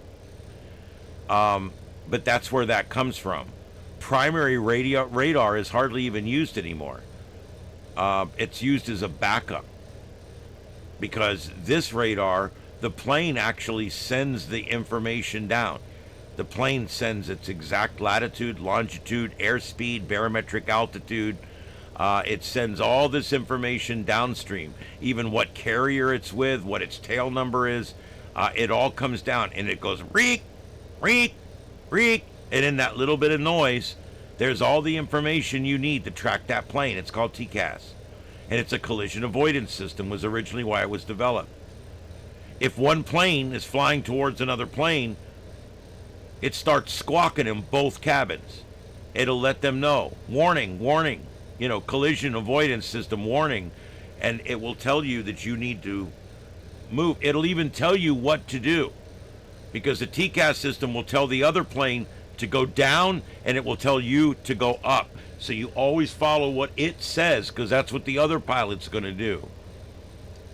But that's a collision avoidance system, and that's an amazing system.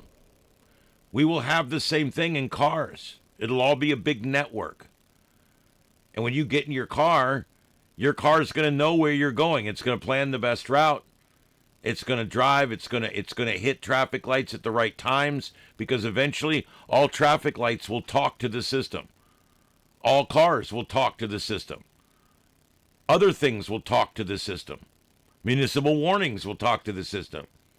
And so eventually a lot of things, when a road floods, it will track you around that road, or it'll bring you through it at a safe speed. There's just anything in the future is going to be safer because of machinery. Look how safe it's gotten. In the 70s, how many singers did we lose in the side of a mountain? Because they were flying an old plane between gigs in the middle of the night. We don't hear about that much anymore. It just doesn't happen near as much as it used to. We did have a pickleball team go down today.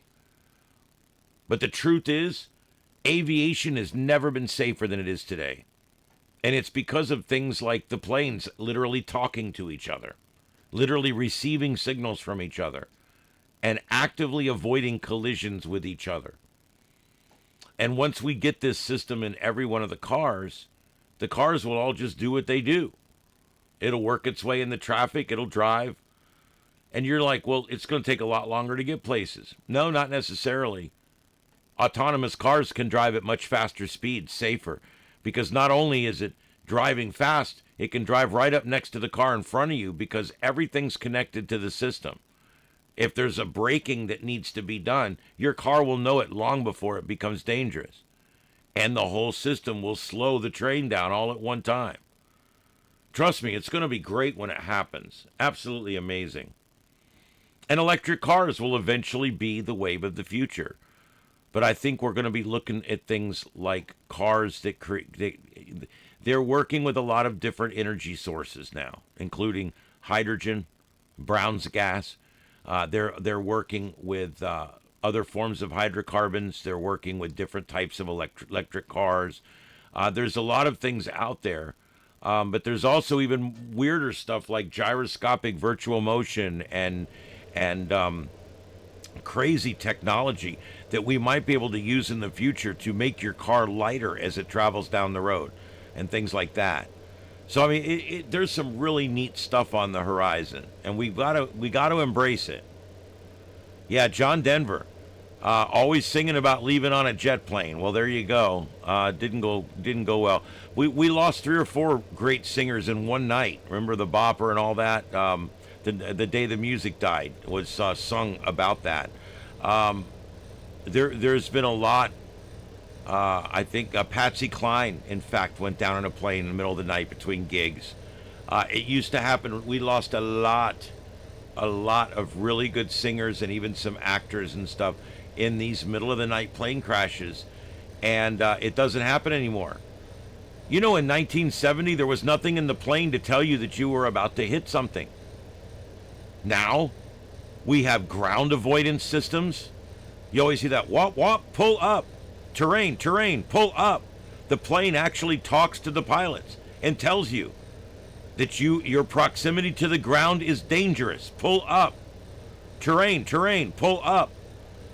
And the plane tells you what to do. Collision avoidance goes off. Collision avoidance, pull up. It's amazing what we've got. And once we get this in our cars, they'll be the safest things ever. Right now, flying is 2 or 3 times safer than riding in the car under your control. We will be tracked. That can't be helped.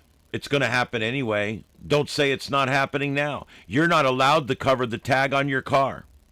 You're not allowed to put frames on it anymore down here. You're not allowed to put things that cover it. Why? Because they've got flock cameras everywhere. We've got hundreds of flock cameras. Look up the map. Look up flock camera, F-L-O-K, F-L-O-C-K, whatever it is, flock camera map.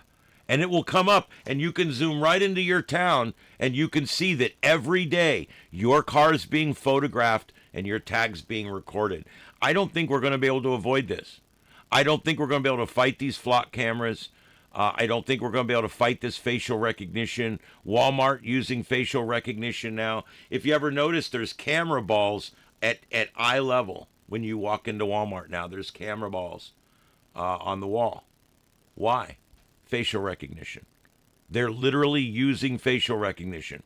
And when they kick you out of the store, they take a photograph of your face and put it in the system. If you return back to that store, it notifies them that a previous trespasser has just walked in the building.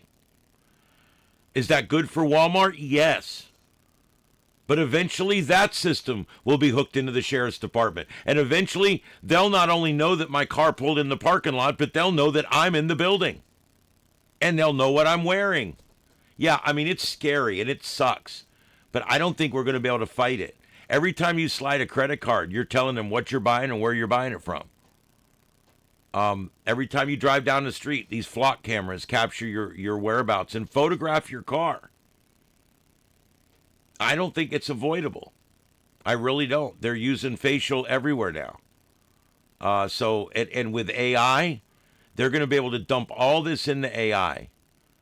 And then when they want you for something, they'll know that at 2:30 every day you pass this on the way to work. And they'll just sit there and wait for you. And we've already had hundreds of false arrests because of AI, bad hits with AI. So we definitely need to develop laws. We need to develop safeguards for ourselves. And we need to make sure that everything we do with this technology is constitutional. It's very important. So what else is going on? Well, I wanted to mention something tonight that sticks in my craw. You guys don't mind, do you? I know we're going a little late. I don't care. I'm probably going to upset a few of you. Please don't leave my channel if we disagree, okay? It is what it is. I'm sick of these bicycle gangs taking over the highways. I'm sick of it. Now, there's a situation here that I don't agree with what happened in North Georgia, up by my cabin. this man is on a mountain road, and he's following a gang of bicyclists. They're a bunch of old men in tight pants. You know what they look like. They've all got the little mirrors on their helmets. And, you know, and they're all riding their bike down the road, right? And they're riding at maximum speed for them, which is what, 22 miles an hour. And the guy's on a 45-mile-an-hour road. And because it's a mountain road and everything, he can't pass. Now, some will say, well, the bicyclists have the right of way. He just has to wait. Bullshit. And let me tell you why, okay? Let me tell you why. Every time you put that gasoline nozzle in that car, you pay a road tax. Every time you insure that car, you pay a road tax. Every time you tag that car, you pay a road tax. When you buy motor oil for that car, you pay a road tax. You are taxed and taxed and taxed and taxed. And most of the money from the federal, state, and local government that goes to roads comes from some kind of road tax. Bicyclists don't pay road tax. That's not their road, okay? You want to drive on the road, you go get in a car and you drive on the road like everybody else. I'm sorry, but this frosts my ass. When I was up in Georgia, when I was sitting there waiting for 4 hours for a wrecker to come and tow my car, we were on this mountain road. And this bicycle gang, it was probably like 80 of those old men in their little tight pants, went riding by all in the same direction, and they're going about 20 miles an hour. And behind them is a line of traffic, including a cop car and an ambulance. They weren't running lights or anything. And all these different people, service trucks, my wrecker, all stuck behind these people as they are out effing recreating. They're not working. They're not bringing patients to the hospital. They're not a wrecker out to get some 83-year-old woman out of her wheelchair from under that chair, under that tree. Okay? They're not out helping people. They're not going to your house to fix your air conditioner. They're not your plumber. They're not needing to be out there. They're recreating. And they do it every day. And every day they go out there and they hold people up over and over and over again every day because they can. They're road bullies. In Collier County, it's gotten so bad, they passed a law in Collier County that you're not allowed to harass bicyclists. They literally made a law prohibiting free speech. Yes. It's my God-given right to honk the horn, flip the bird, and yell at them. Now, I'm not even saying that that's what I'm advocating, but it's your right.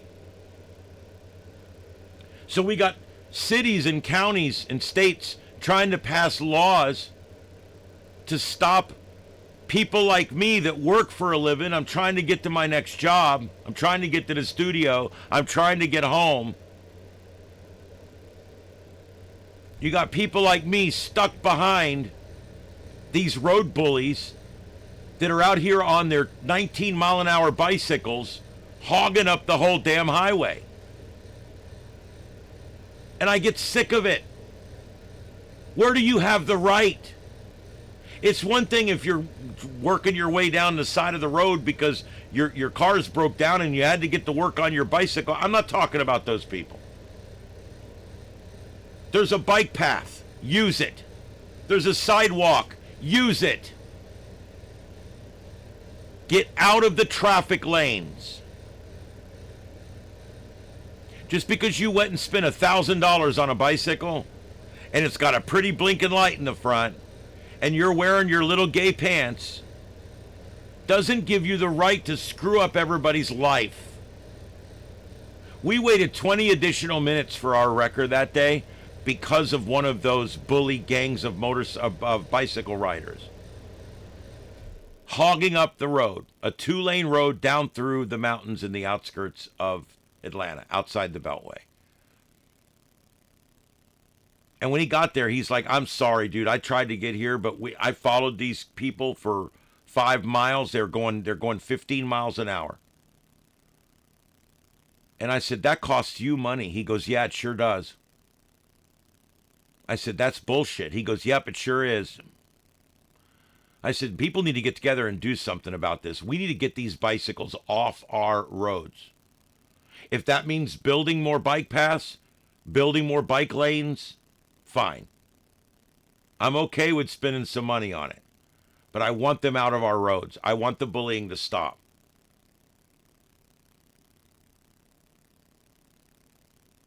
Deploribus, I agree with that.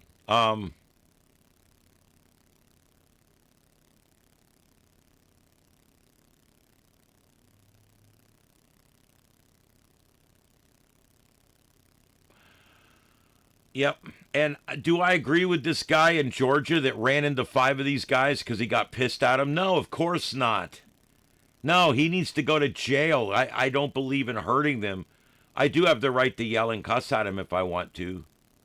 I don't do a whole lot of that, but I will. I'll blink the lights. I'll flip them off. I will tell them, get off the GD road is usually what I say.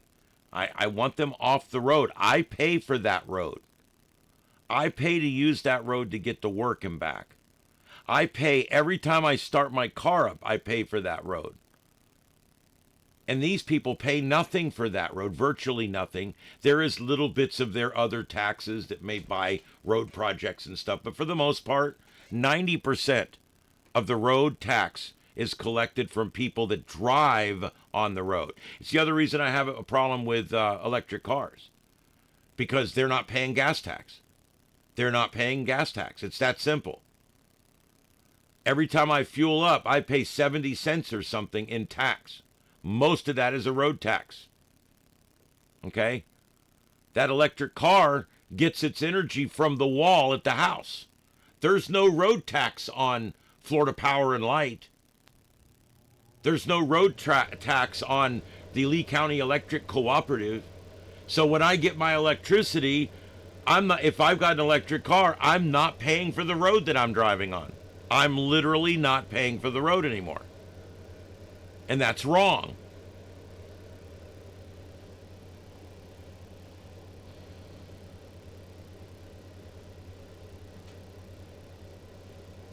Horses and buggy. I don't agree with it out on the road unless it is a rural area like where the Amish are and stuff. I can see some reasonable accommodations being made. But no, and horses. I had a woman come in and complain one night at the fire station. She filed a formal complaint on me because we drove by her. She was on her horse, and we didn't turn our sirens and our horns off quick enough, and we startled her horse. And, of course, I told the chief, she has no business riding that horse out on State Road 78. If it startles that quickly to traffic, maybe it shouldn't be in traffic. It just amazes me. I got somebody's house on fire. And you're bitching because my siren startled your horse that had no business out on the state highway?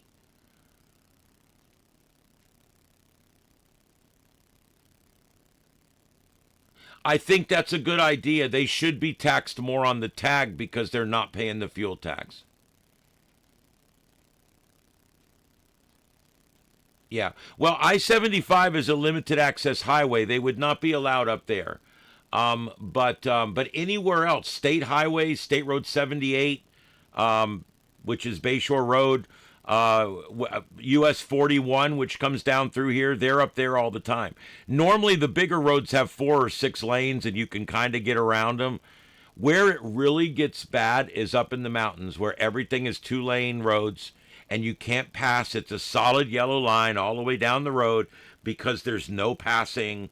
And you have to drive 3, 5, 7, 8 miles to find a passing lane so that you can finally pass. And if there's 50 cars behind the bicyclists, When they get to that passing lane, not all of you is going to be able to get around, no matter how fast everybody drives. And there'll always be some slowpoke asshole that won't get it up and get it going. And so, yeah, I'm reeling a little bit about this because it affected me here on this last trip. And I'm sick of it. And then I see this article today about this guy, this 71-year-old that ran these bicyclists down.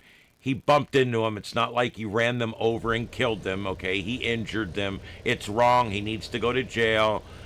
He's 73 years old. Any sentence right now is going to be a long one for him. But he needs to go to jail. He hit people on bicycles purposely. You can't do that.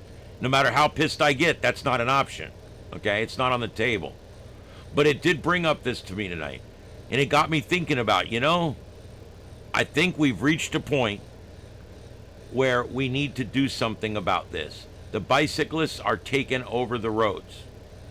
They don't go as fast as cars. They shouldn't be on the road. I believe that if a bicycle cannot go as fast as the 5 below the speed limit, let's say, if it's 35 and you can't go 30, you have no business on the road. You need to be on a bike path or on the side of the road, the shoulder, or in a designated bike lane. Should we build more bike lanes? Yeah, I'm all for it. Anytime we build a road going forward, there should be 3 feet of hangoff for a bike lane. Anytime we build a road going forward, and that's what they're doing here. If we build a new road, I don't care if it's 2 lanes or 8 lanes. If we take the 4-lane road and make it 6 lanes, I don't care. It needs to have either an emergency pullover lane or a bike lane for them to use.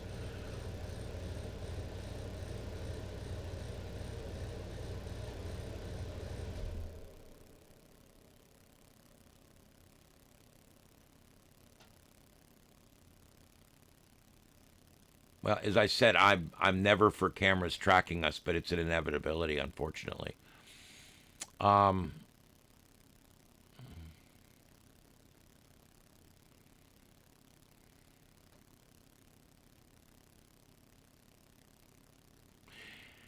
Yeah.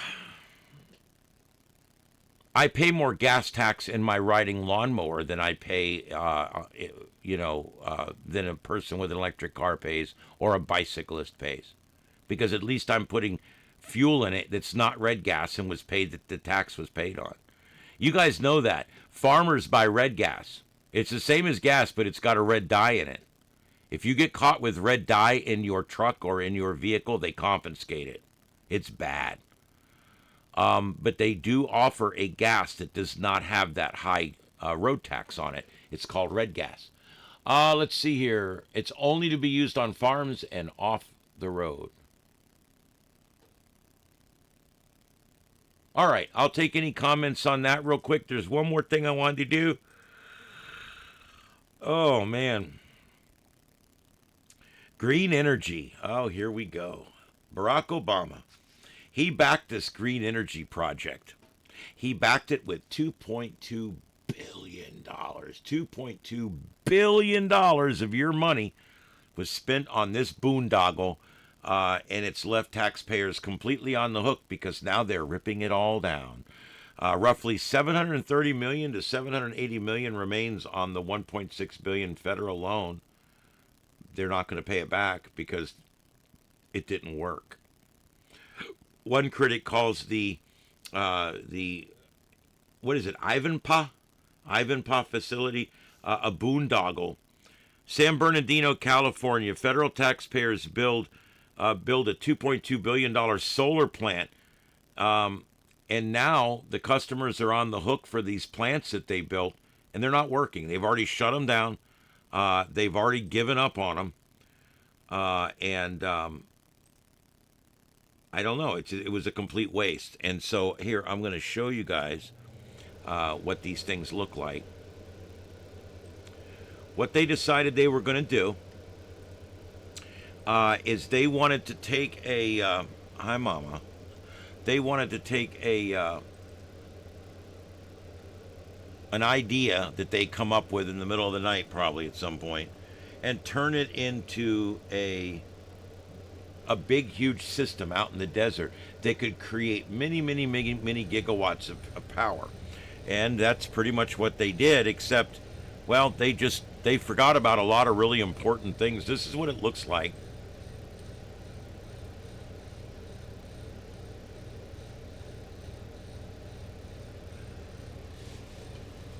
The Ivanpah Solar Power Plant, a sprawling facility near California-Nevada border built with billions in federal support during the Obama-era economic stimulus program, is stuck in a very costly dilemma right now. Both the Trump and Biden administrations, along with the utility company that buys its power, have sought to shut it down, saying it underperforms, produces expensive electricity, and has been overtaken by cheaper energy sources. But California regulators have refused to allow it to close, warning that closing the plant could strain their power grid. Remember, they pushed everybody to electric cars. They pushed everybody to renewable energies, and now California's power grid is in trouble because they've lost the depth of operation that you need. When you have gas plants and nuclear plants and bunker C plants and coal plants, when the need goes up, you just turn up the heat and it makes more electricity. Pretty straightforward, huh? You can't do that with renewables. Solar panels make what they make. They take what they make and they dump it into the grid. That's it. No control. And windmills, up and down constantly. Whatever they make, that gets dumped directly into the grid. That removes what they call depth of capacity. And what that does is it means that when suddenly there's a high demand that comes out, you cannot ramp up solar, and you cannot ramp up air, and you cannot ramp up tidal. So what ends up happening is you have to turn the few plants that you still have running all the way up to max and hope that you can cover it. That's what happened in Greece. That's why the whole country lost electricity, was because of depth. They lost the amount of depth that they need to keep the plant operating during adverse conditions. And that's the bottom line. So they come up with this thing. The whole idea with this, those are all little solar panels. The reason they look blue and different colors, they're reflecting back the color of the clouds. You're actually seeing the sky because those are all mirrors. Every one of those mirrors has two motor gyro. They move left and right, up and down. So every mirror. Now I want you to look out there and count the number of mirrors that are not turning in the right position. I can sit here and count about 80 mirrors that are not in the right position. That's the first problem they had with it. The second and third problem I'll get to in just a minute. Both the let's see here. The result, a costly standoff rooted in years of government decisions, bad government decisions. Shutting it down could leave taxpayers responsible for hundreds of millions of dollars tied to the $1.6 million federal loan, which has not been paid back. The project makes no economic sense to keep afloat, and the market itself has shown that Daniel Turner, founder of the energy advocacy group Power of the Future, told Fox News Digital. This is a boondoggle. Like most of California's large projects, like the train, the rail thing they're building, every time California goes all in on something big, it's always a complete disaster. It's only being kept alive at this point for political reasons. The costs, obviously, every day surpass the amount of electricity that can be made. So in other words, it's cheaper to buy gas and run a gas power plant where you're paying for the energy. That's how much this place costs, because everything's breaking. Everything's breaking. Look how many of these mirrors there are. And all the wires that are connecting all this shit together, once they spend a few years out in the desert, they suddenly start going bad. They turn brittle. Things get really messed up. The motors, the servos, all going bad. The mirrors all need to be cleaned and de-dusted every so many months. At some point, you have to stop throwing good money after bad. Raising out of the Mojave Desert, the more than 4,000-acre facility still looks like the future. It has roughly 350,000 mirrors mounted on more than 170,000 heliostats, which stretch for miles and reflect blinding sunlight onto the 3 towering structures that glow eerily white against the barren terrain. But more than the decade after it opened, the technology behind it has been overtaken by cheaper, more efficient solar alternatives, turning what was once a symbol of clean energy progress into a very costly problem. The project has also forced scrutiny over its environmental impact, with thousands of birds being killed after flying through the concentrated solar beams. Many thousands of birds. Along with the destruction of large areas of desert land and displacement of desert tortoises, and now it's garbage. Roughly 730 million to 780 million of the 1.6 billion federally backed loan tied to the project remains outstanding, according to the federal data. In addition, the U.S. Department of Treasury provided an additional $539 million grant to help build the facility originally. That was your money also. That covered about 30% of the initial construction costs.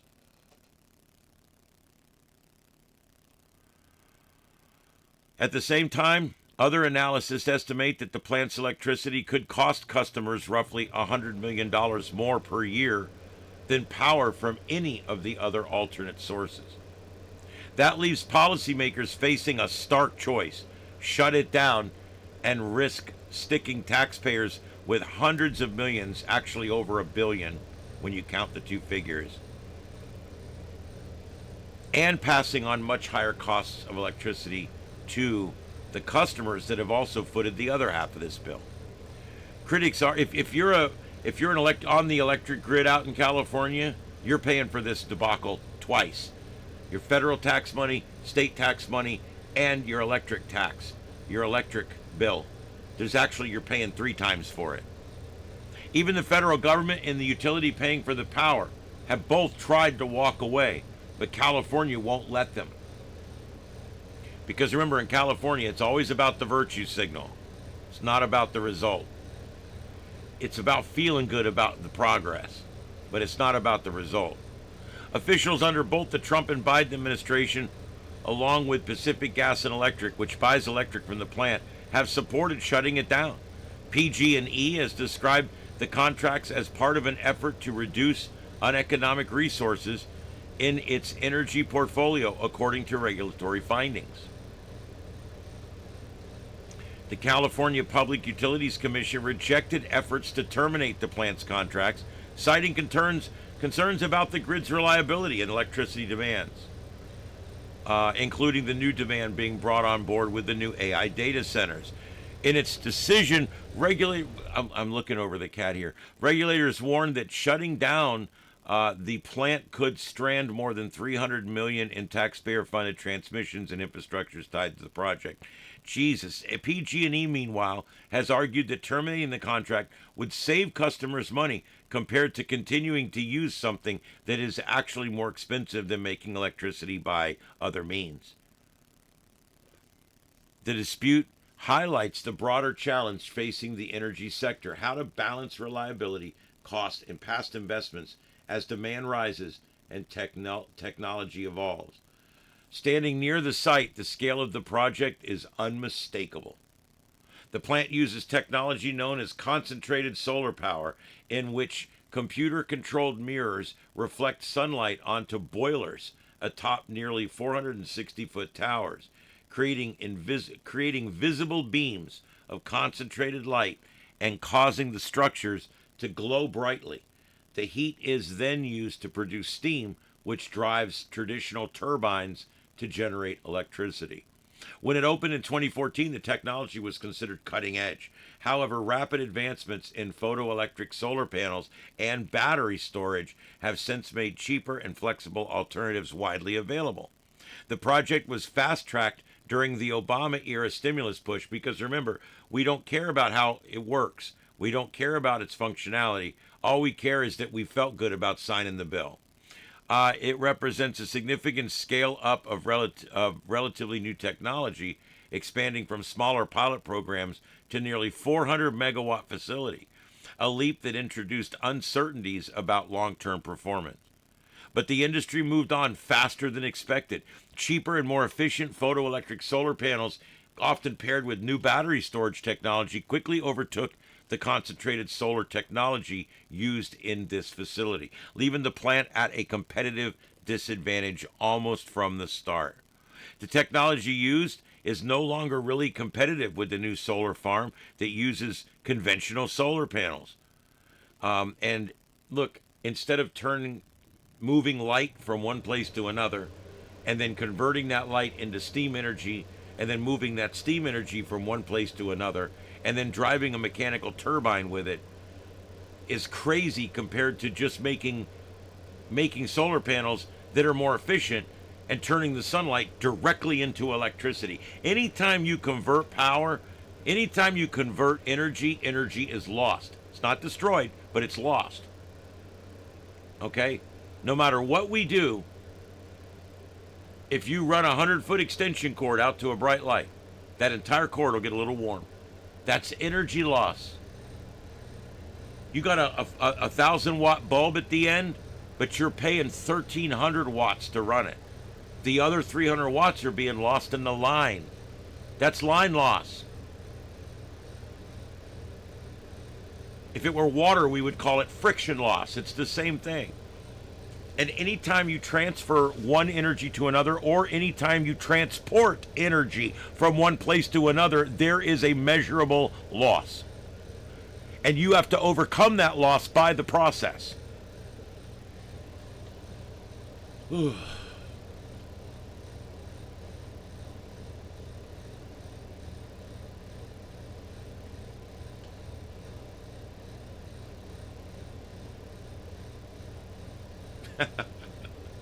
I know I'm always talking about the bullshit, aren't I? Let's see. The specialist they spoke to projects that this reflects the risk of investing in emerging technologies too soon, especially at a really large scale. When this plant was planned, solar thermal looked like a promising approach. But photoelectric costs fell much quicker than they anticipated, and the change to traditional solar panels became the cheaper option. The project was part of a broader wave of experimentation in early clean energy development, noting that while some technologies, including solar panels, batteries, and wind power, became dramatically cheaper over time, this particular facility fell into the latter category, with costs failing to drop as expected. Why? Because they need 10 people a day to go out and just clean mirrors off. This place has a huge staff. The new solar panels, not as much. They get a guy go out there once, a couple times a week, check the thing, whatever. Once a year, they go out and, clean all the panels, do whatever they do. There's just a lot less maintenance. This thing has constant maintenance. And if you just have a thin layer of dust on every one of these mirrors, it'll reduce your output by 20 or 30%. So it makes a big difference. They say that the technology itself is not necessarily inherently flawed, but it lacks some of the things that newer systems can do, and the cost of this kind of system has not dropped, where the cost of solar panels and wind energy has dropped. So that's the other side of it. Let me hold on just a second. I got a new picture here I want to show you. Let me see if I can get this to come up.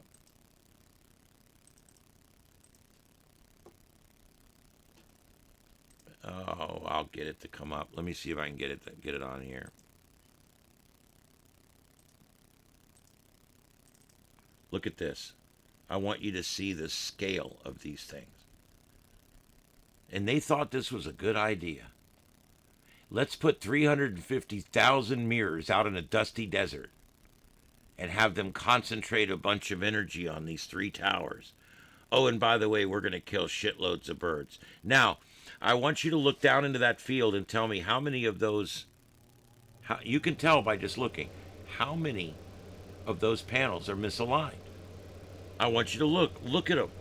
There's hundreds of those mirrors, maybe even 1,000, 2,000, I don't know, that are facing the wrong direction. They've got all kinds of maintenance issues out there. Every day they've got 10 or 50 of these things that fail. And they got to go out and try to fix them and get them going again.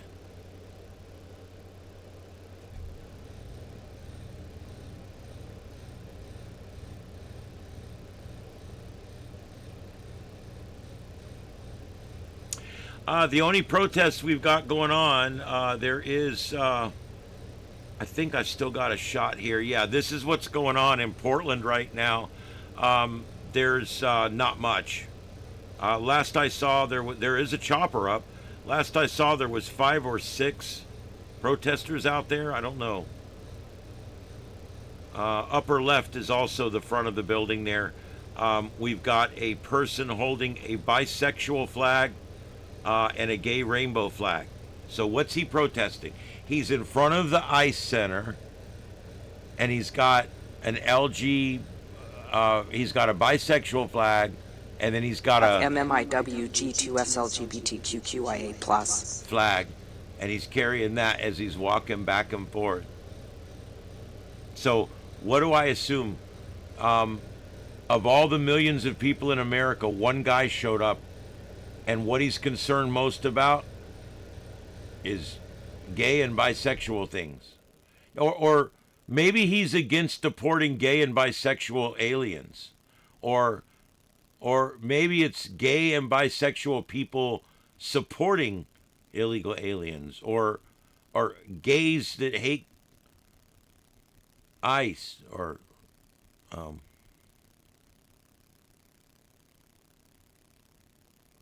yeah, I mean, we need some sad music is what we need. That's really sad. And then there's this person here in the far right that at first I thought was wearing boots and bunker pants. Now, I'm a retired firefighter, and when I first looked at that, I'm thinking, oh my God, those are bunker pants. But I think what it is it's a costume, and she's only half wearing the costume. Maybe. Or maybe she works in lumber. I don't know. I can't tell.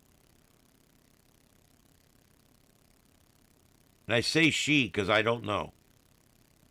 Them look like boobs. We're going to go with she.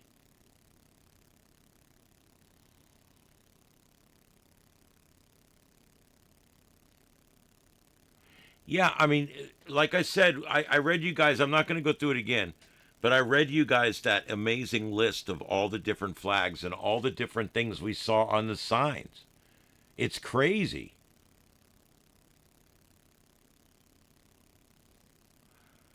Yeah, see, when nobody's paying people to come out and nobody's organizing people to come out and the teachers' unions aren't bussing people out, when none of that happens, this is what you end up with, 5 or 10 radicals that show up along with 12 different YouTube channels.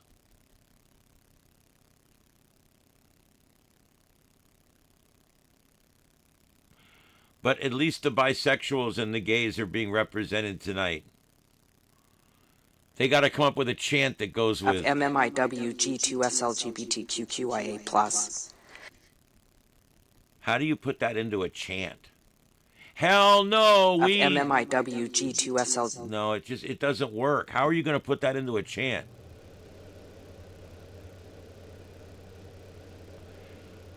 Oh, I'm big on that. I think EBT cards, SNAP cards, should only buy Whole Foods. No prepared foods, no candy, no pie, nothing. It shouldn't buy soda. It should not buy anything except fruit drinks and natural drinks. I would restrict down what SNAP will buy I don't even think SNAP should buy steaks or lobster. It's my money. You're spending my money to buy groceries, and I don't think that they should buy those things. They just passed a thing down here now. You can buy ready-made sandwiches and hot chicken and stuff like that. Bullshit. Bullshit. If you're buying food with my money, you can go home and cook it yourself, you lazy asshole. Seriously. It's bad enough I had to buy it for you. And now you want me to pay to cook it and prepare it too?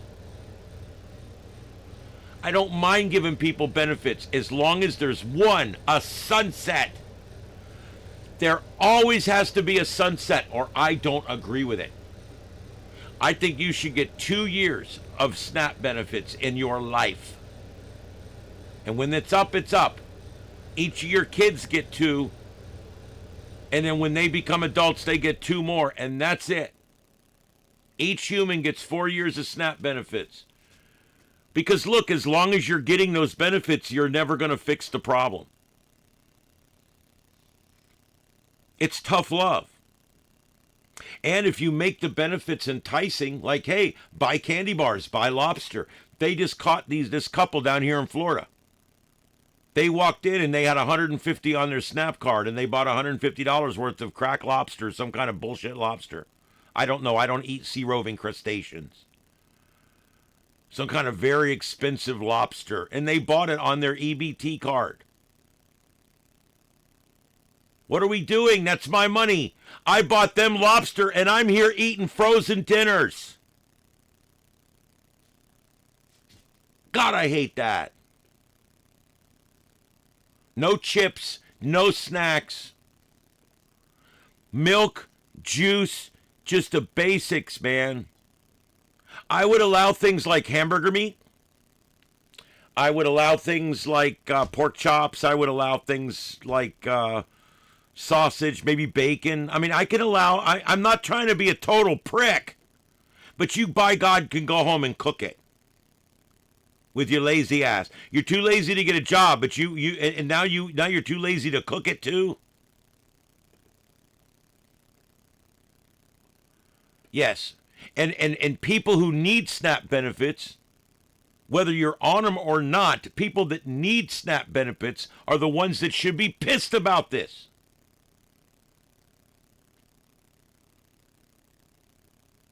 Yeah. I disagree generally with any system that doesn't have a sunset, any system that incentivizes the continuing of not having work. If you had a sunset, you now say, look, you only get 2 years of benefits. And at 18 months, you send them a letter. Look, you've got 6 months left. Look, you've got 5 months left. Look, you've got 4 months left. Look, you've got 3 months. I don't want to hear it. You've got to get your life together. We have to make these programs so that they're a hand up and not a hand out. We've got to make these programs to where they get people back on the road again. We've got to get it to where we're teaching people how to fish instead of just dropping off fish every day. We've got to get people back in the workforce. We've got to get them to quit being so lazy. Because much of it is just that.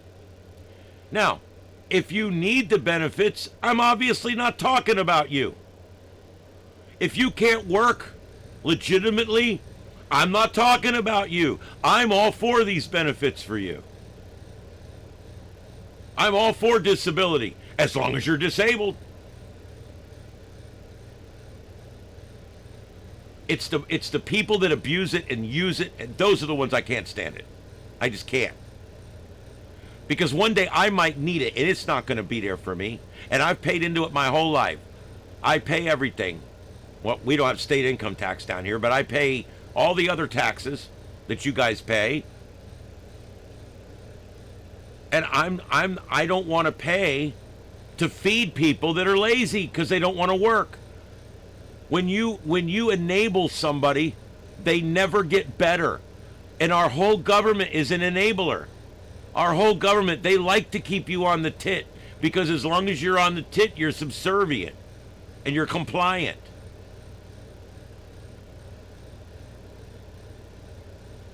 I mean, I have no problem with WIC, but it needs to have a sunset. 3 or 4 years of WIC, and that's all you get. Look, you were a new mother. You needed some help. You got SNAP. You were a new mother. You needed some help. Okay, you got WIC. You got these different things. Every state's got different benefits, and I'm fine with that. But now that you've had that baby for 4 or 5 years now, and the baby's starting freaking kindergarten, it's time to get your ass out there and work. All I want is a sunset. Every benefit that we get should be readily available. I think that if you trash your leg in an accident and you can't work anymore, they should make it easier to get benefits for you. Making people wait 18 months to get a disability that are completely disabled, that's bullshit too. But do you know why it's like that? Because of all the fakers, that's why. Because of all the lazy ass fakers, that's why it's like that. If people weren't lazy and they would go work and they weren't faking things to get these benefits, then when we really needed these benefits, we could just walk in and apply for them and they would start. But they've literally had to slow the process down to prune off and weed out most of this abuse or some of this abuse. It sucks. So it needs to be fixed.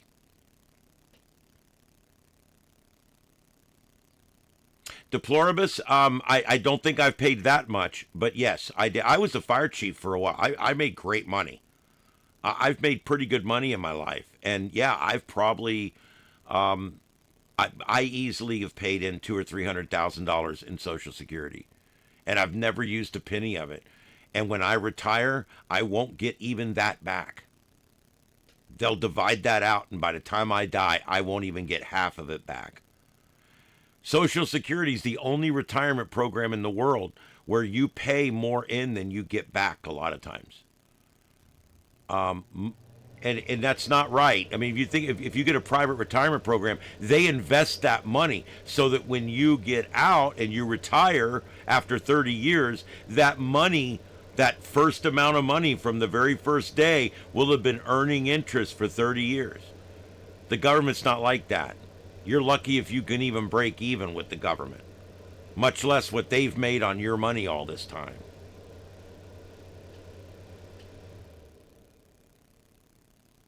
Yep, Ted, we completely agree on the food stamp thing. We completely agree. I don't want to see starving kids. And if parents don't want to see starving kids, they need to get off their lazy ass. I'll give you 2 years of benefits, and after that, you're off your ass. No, I won't touch Bitcoin. I don't trust Bitcoin. I don't trust our money system, but I trust it more than I do Bitcoin. Bitcoin's just going to get hacked one day. It'll be over with. And you will have lost it all. That's my prediction, and I'm not taking the risk. Do I think you're crazy? No, you may be right, and I'll be the one crying. But I just don't trust it.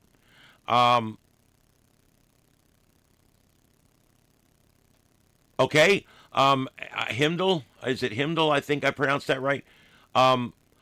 Okay, if we can all agree on an absolute 5-year sunset, I'll meet you halfway. Let's do it, 5 years. That's where I would be okay with that.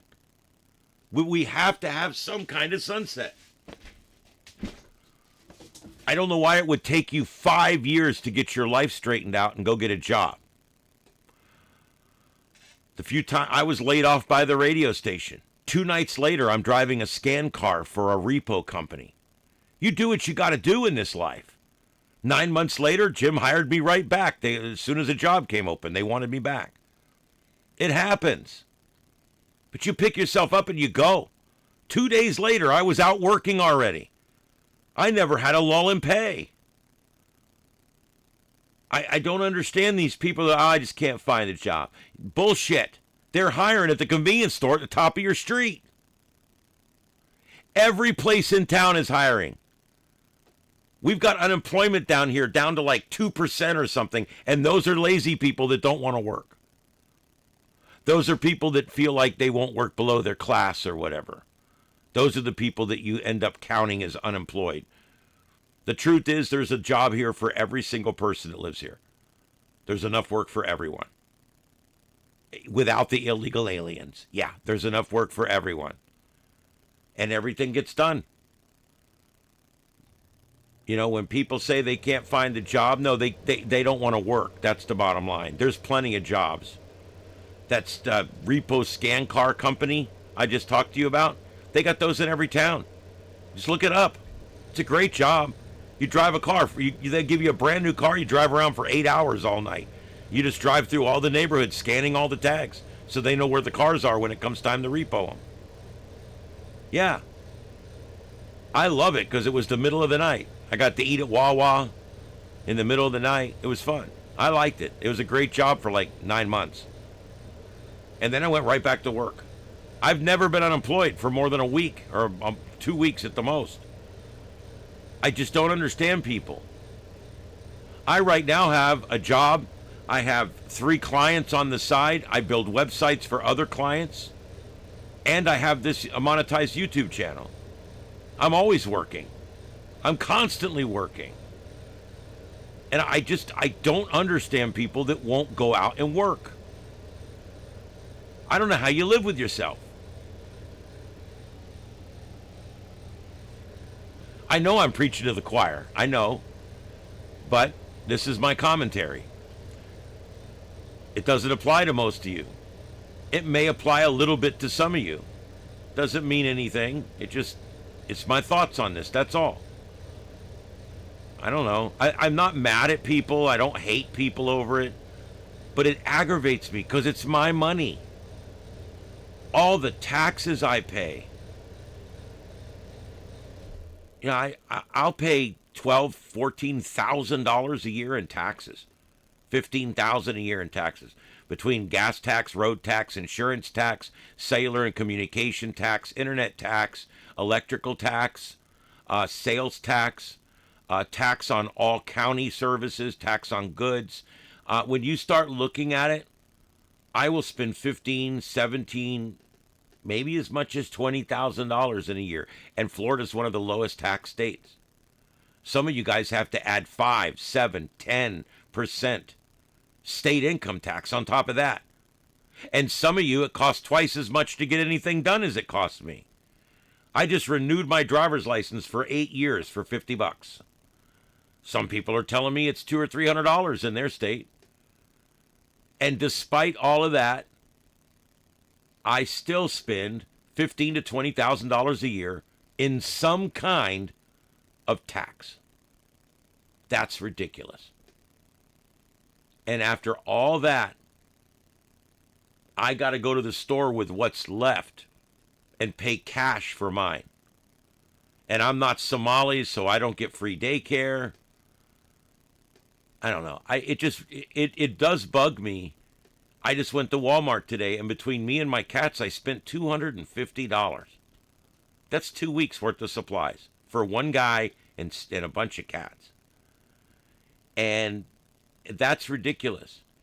And then I pay a tax on all that, and that tax goes to buy the next person their free groceries. And the only difference between them and me is I work because I want to. They don't work because they don't want to. I don't get it. And I think they do. I think there's a certain number of them that sit around and laugh because they've got it so good. And they'll be the same ones that bitch about this country. They'll sit on ass and get everything they need handed to them. And they'll be the anti-American pricks that are out there protesting and hating our country. That's the other thing that gets me. Those ones that are out protesting, they're all on food stamps. They're on WIC. They take public transportation.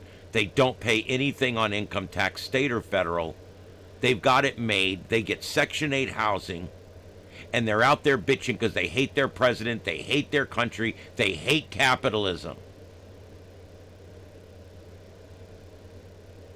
I don't understand that. I don't understand that. They should love this country more than I do.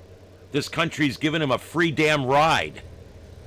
They should love it more than I do. I love it, and I don't get a free ride, but I still love it.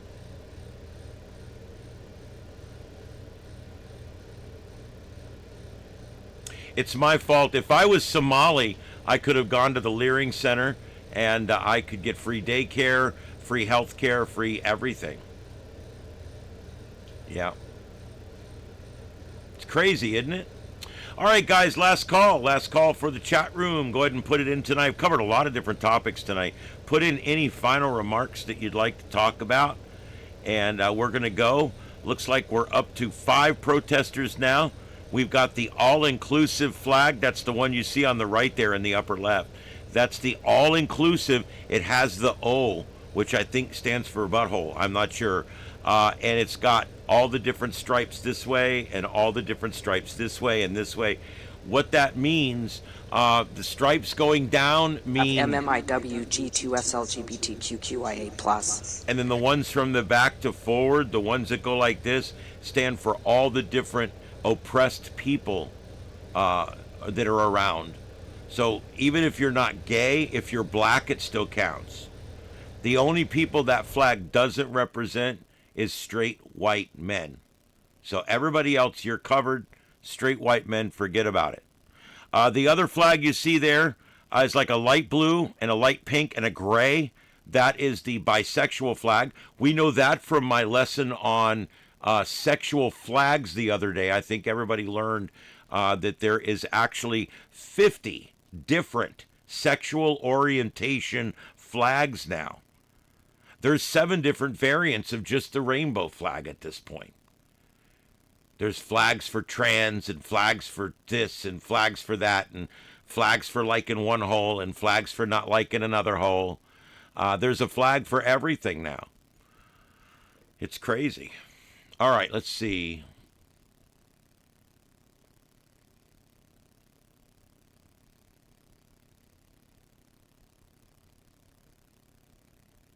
Yep, and just a reminder, on Tuesday, coming up on Tuesday, we're going to have Old Man Builds on. We're going to be talking about 0-point energy. It's going to be really cool. Unless something's really big breaking that night, we will have a guest, and Old Man Builds is going to be coming on. It's going to be fun. I'm looking forward to it, and I'm not sure who or how many's coming on, but it's going to be fun. You'll see them right here on one of the screens, just like you see me. You'll be able to hear us both, and we'll be talking about 0-point energy. It's going to be really, really interesting. And so check that out. And if you guys want to show your love over to Old Man Builds, his channel is here. I'll put the link in. But you can check him out. I will be appearing on his show coming up in the future as well. And I will be discussing ham radio. He wants to get someone on and deep dive ham radio. Because a lot of people are into science and they're into all these different things, but they haven't discovered ham radio. Ham radio is a great tool for young budding scientists to learn about energy and propagation and frequency and all these different amazing things like capacitance and resistance, and to learn about electronics and all this stuff. It's really a great hobby. Whether you want to build your own radio or just talk on one, it's a great hobby, ham radio. And so I'm going to be talking about that and what it takes to get into it. Even though there's a test, it's actually easier than you think. Like, shares, and subscribes. Thanks, Heath. Heath keeps me on the straight and narrow. I love it. Yes, please give me a like, comment, subscribe. I appreciate it. Also, if you know how to do that hype thing, please do the hype thing. We're trying to get our numbers up. YouTube just did a big purge. I lost 180 subscribers in the last week. And I'm back below 27,000 again. And so... Nathan and Joe are coming on the show. That's really cool. I'm looking forward to it. I do not use Facebook Messenger, no.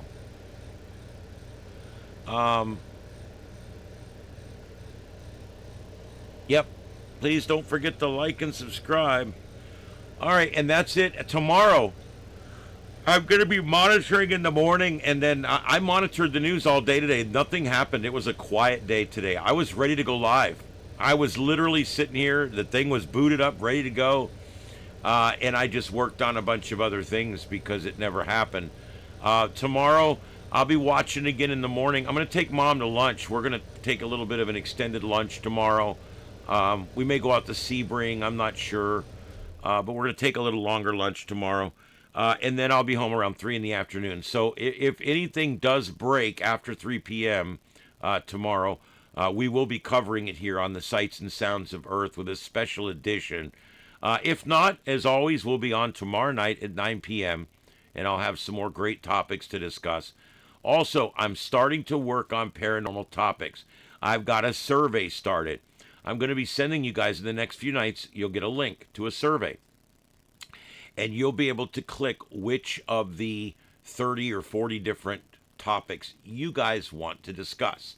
And then I'm going to take them in order where the ones that the most people wanted to discuss, we're going to do those more and less. And then when I get down to ones that people didn't choose much of, then we just won't worry about those.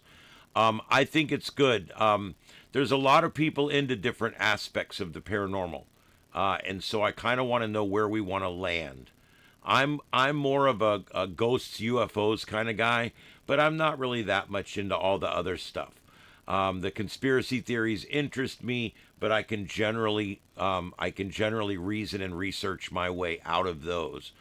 And so the truth is, I really like hauntings, ghosts, and intelligences from the other side. I love that whole topic. I love the fact, faked, or fiction photographs. We're definitely going to doing that. And I'm also very much into UAP UFOs. And of course, we're in a phase of open discovery right now of declassification. And that's what we really need to get to. We talked about this a little bit on Friday on my other show.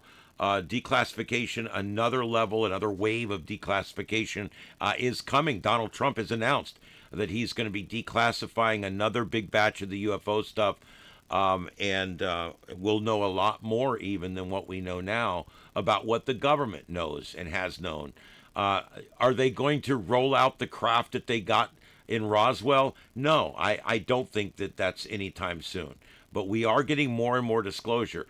They have already confirmed that these spacecraft are not ours. They've already confirmed that they're not terrestrial in nature. They've also confirmed that they operate both in space, in atmosphere, and in ocean. That's interesting.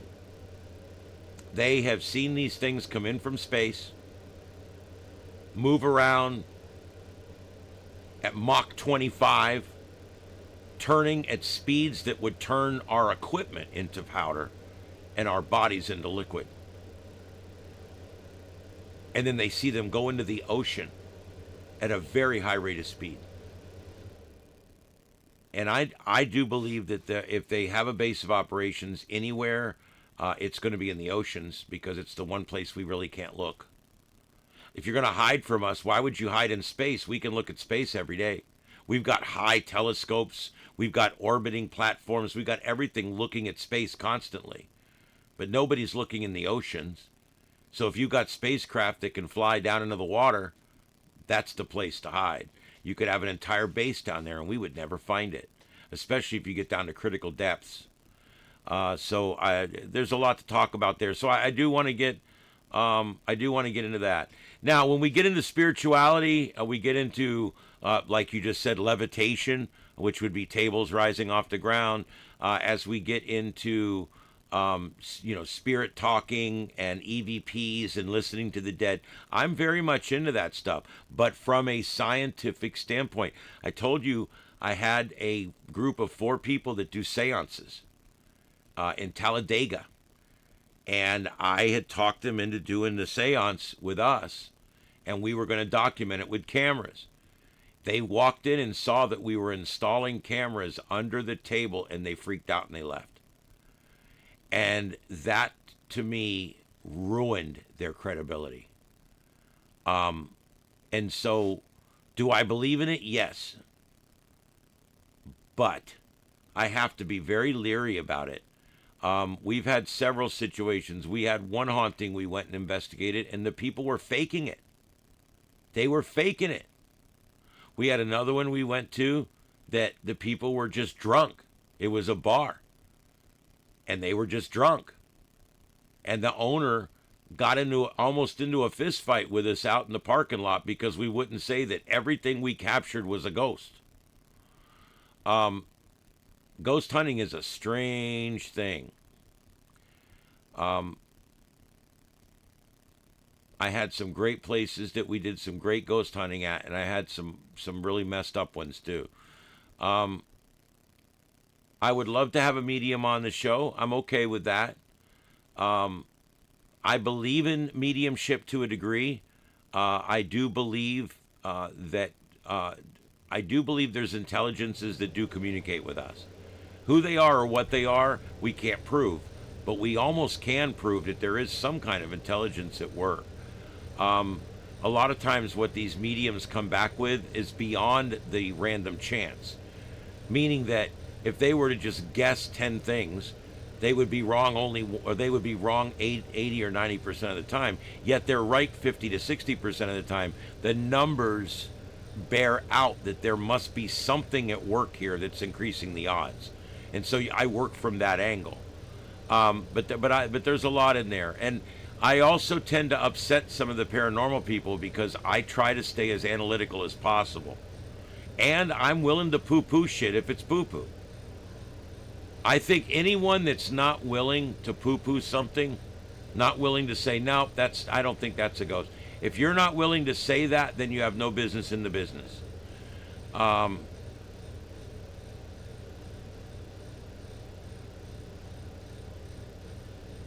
There's a lot of them, paranormal and spiritual grifters. I completely agree. I worked with a medium that was a medium. She proved it to me over and over again. I had started dating someone on my team, and we had been fooling around, and we came to the meeting, and I come walking in the meeting, and she turned and looked at me, and she went like this. She knew. With it, before she even saw me, she knew that we had been fooling around just before the meeting. It was kind of funny. But little things like that, she knew. She knew things that she couldn't possibly know. And people try to play it off as, well, she was just really intuitive. No, that's only going to get you so much more. All right. So that's where we're at, guys. I've been on for almost 3 hours. We're coming up on 3 hours now, and I'm going to be signing off. I'm going to go to bed. I'm very tired. I think I'm going to sit here and maybe have a little snack and watch a little TV for an hour, and then I'm going to go to bed. I've got all my work done, except I have not gotten any of these Linux machines. I've restarted them all, and they're all ready to go. I'm going to start putting stuff on them tonight or tomorrow over on Starship Adventures, the Starship After Dark channel. I will get there. All right. One last look over at Portland. We still have one bisexual protester, and we've got one other bystander. And then in the other view there, we've got the woman in the logging pants. And that's it. Woo-hoo.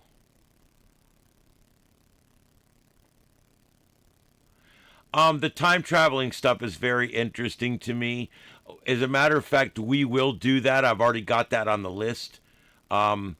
Pictures from the past where people are doing things that they shouldn't be doing. I think most of them are crap, but they're fun to look at. Like the woman in 1938 that's using a flip phone.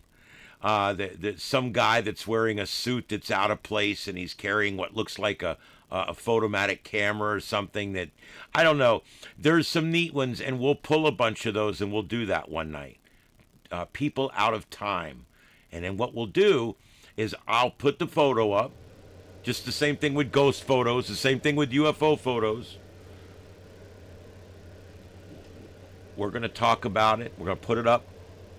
We'll analyze it, and then I'll run a poll to see who believes fact, fake, or fiction. I also want to cover certain UFO events. The Battle of California, for instance.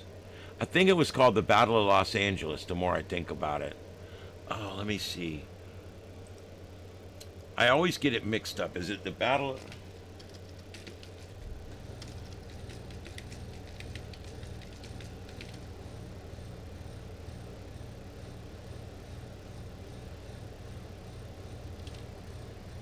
No, I think it's...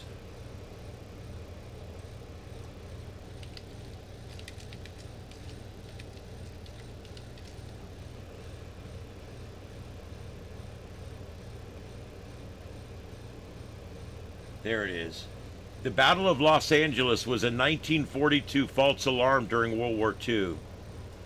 Anti-aircraft artillery along the beach in Los Angeles fired at an aircraft that was hanging out over the water.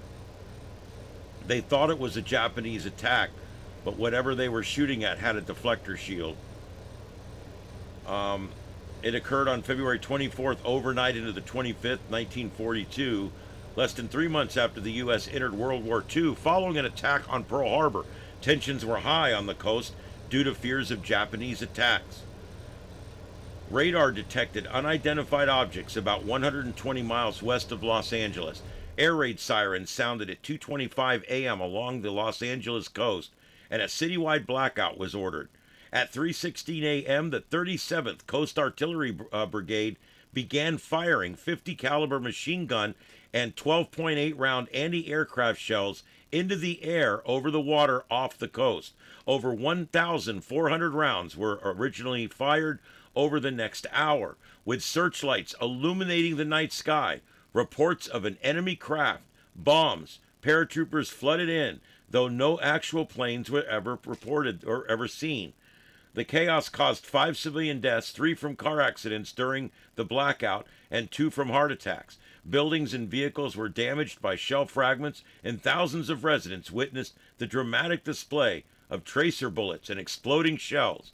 The event became front-page news across the U.S., fueling speculation and fear. And, of course, the official report is it was a false alarm. But we all know that they were firing at something. They actually could see what they were firing at.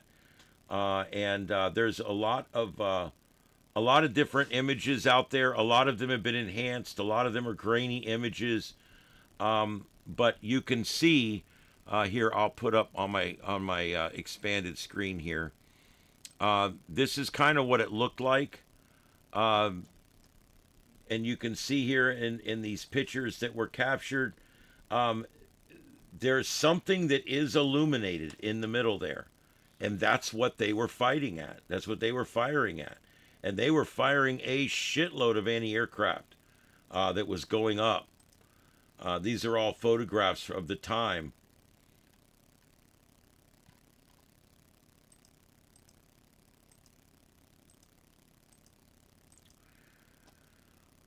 The most famous shot, though, is going to be... oh, crap. I hate Bing. The craziest shot is going to be this one here, because although they say that the circle in the middle is it's just a culmination of all the different lights, I'm not sure that I buy that. I mean, it looks like a shield bubble to me. And all this stuff's bouncing off of it. It's not penetrating. So this is just an example of some of the stuff I want to cover. The Battle of Los Angeles. If you guys want to look it up, just type in the Battle of Los Angeles and it will come up. There's a pretty good explanation in here. of it. And remember, there's always going to be the poo-pooing. Anytime there's anything out there, there's people that shit all over it right away. And usually it's the government doing the shitting because they don't want you to believe in whatever it is. So we had the Battle of Los Angeles. What about RAF Bentwaters? That's another great case if you've not looked into it. There's a nuclear facility at RAF Bentwaters. And these craft actually appeared over the plant, over the nuclear arsenal that the UK has there. And it shut down. It completely went inactive. And the birds were dead in the pipes. There was nothing they could do. The birds were dead in the tubes, I think they call it. They wouldn't fly. This aircraft played around with them for a little while, darted around, did some stuff that no human plane could do, and then it left. And then they were able to reboot everything, and they were able to bring the missiles back online and have them ready for launch again. So another great example of what the F was that, you know. So it's not just Roswell. There's a lot of other actual large-scale physical incidents that have happened out there that we can analyze in more depth. I will tell you, though, when it comes to paranormal, you're not going to find another topic out there that has more wild, crazy bullshit. So you just have to watch that. When you go in there and you read something, you got to vet it because it may not be. With paranormal, there's more bullshit than anything else.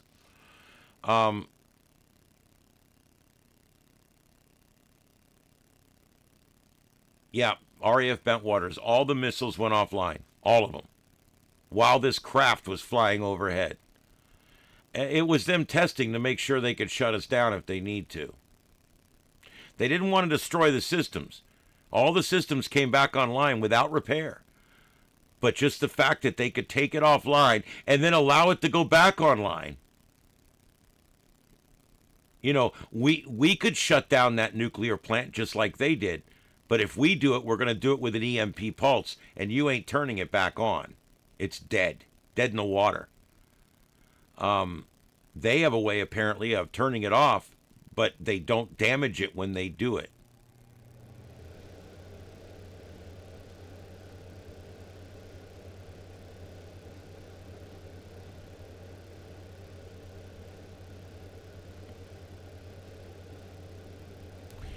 I'm not sure. I like Richard C. Hoagland. There was certain guests that I really liked. Glennis McCants was one of them. Richard C. Hoagland. Also, what was her name?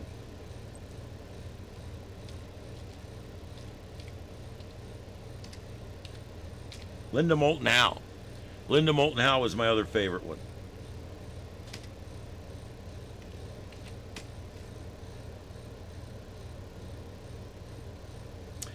Richard C. Hoagland, still alive, born in 1945, currently 81 years old, living in Morristown, New Jersey. He wrote, he did the TV show God, Men, and E.T., The Questions of Other Worlds and Science, and he also wrote The Monuments of Mars, A City on the Edge of Forever. And I actually have the book, Monuments of Mars. I own it. Yeah, Linda Moulton Howe was great. Is she still doing her? I don't know.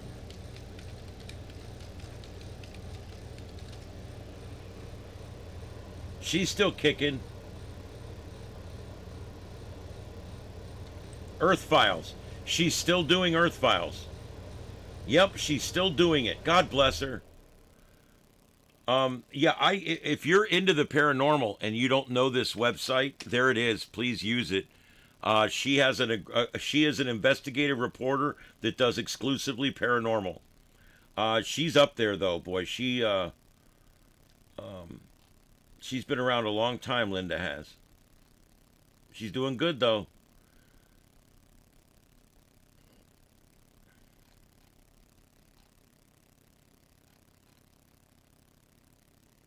She's covering the vanishing scientists. Nick Pope. Oh, wow. UFO investigator Nick Pope has passed away. He died Monday, April 6th. I didn't know that. At age 60, he had stage 4 cancer. His wife, Professor Elizabeth Weiss, said on X. Nick passed away this afternoon at our home. Last few weeks of his life. Even as he suffered, he managed to do a few interviews from home. I was so lucky to have met and have married Nick. He was a wonderful husband. I loved him dearly. Oh, that's sad.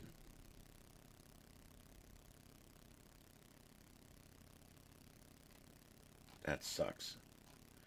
Yeah, Nick Pope, one of the biggest UFO guys out there. Big UFO guy. But he's gone. But Linda's still out there, and so is Richard C. Hoagland. Anyway, check out that website. That's Linda Moulton Howe's website. And also check out whatever Richard C. Hoagland's doing. Those are great coast-to-coast guests that have been on that show since the Art Bell days.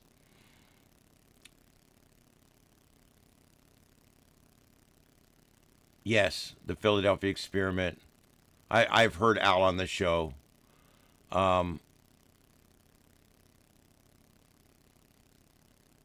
Yeah, I don't know. I have not studied all these missing scientists. We'll have to do that one night.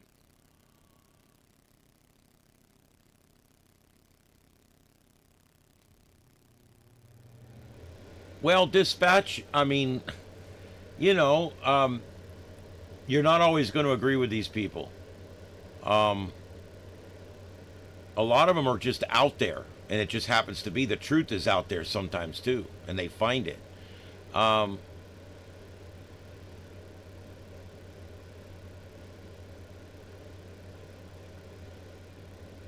Very nice. I'm glad to hear he did that. You guys can check that out on the UFO podcast. The link is right there on the show they did about Nick. Check that out.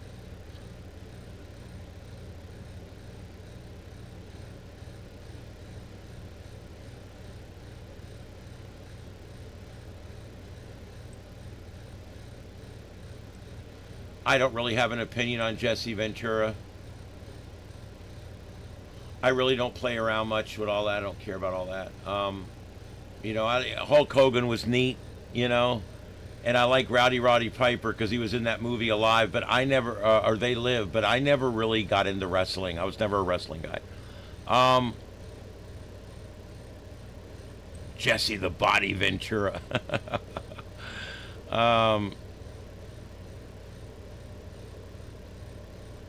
Yeah, imagine that, Deploribus. You wouldn't have to convince me of that. I'm sure it happened. Yeah. No, I'm serious. I'm sure it did. Anybody that would be able to call out what's happened. Remember, they tried for years to convince us that this did not come from the virology lab there in China at that. It came from right down the street where they had a wet market. But it didn't come from the virology lab. That's stupid. I mean, that's just really stupid. All right, yep. I'm gonna go, guys. I'm now on 3 hours and 4 minutes. We've already got this feed has gone down. We've lost our main feed. So let me just put that back on. All right, so we've lost the main feed there. And all right, so that's what we got. There's 3 protesters left. I don't know what that thing on the right is. I don't know what that thing on the right is, but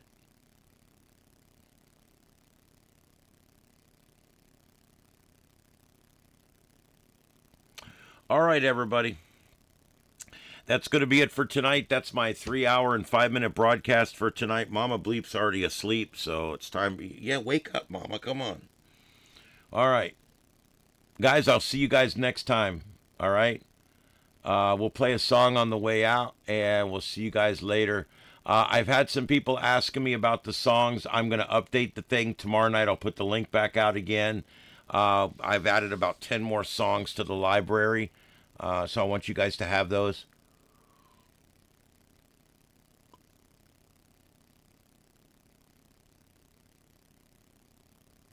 Yeah. All right, everybody. Boy, is that... No. Okay. No, that's not. The rain has passed me. It's all south of me now, and I there may be a little bit more come through later in the night up here, but we're pretty much done with the rain, which is good because it watered in all that Durazban crap that I put down in the yard. Daddy's already laying down out there somewhere, and Ed's already in the room with the two boys. He's already in. He likes to spend time in the room with his boys. He was kind of there to raise them two cats, and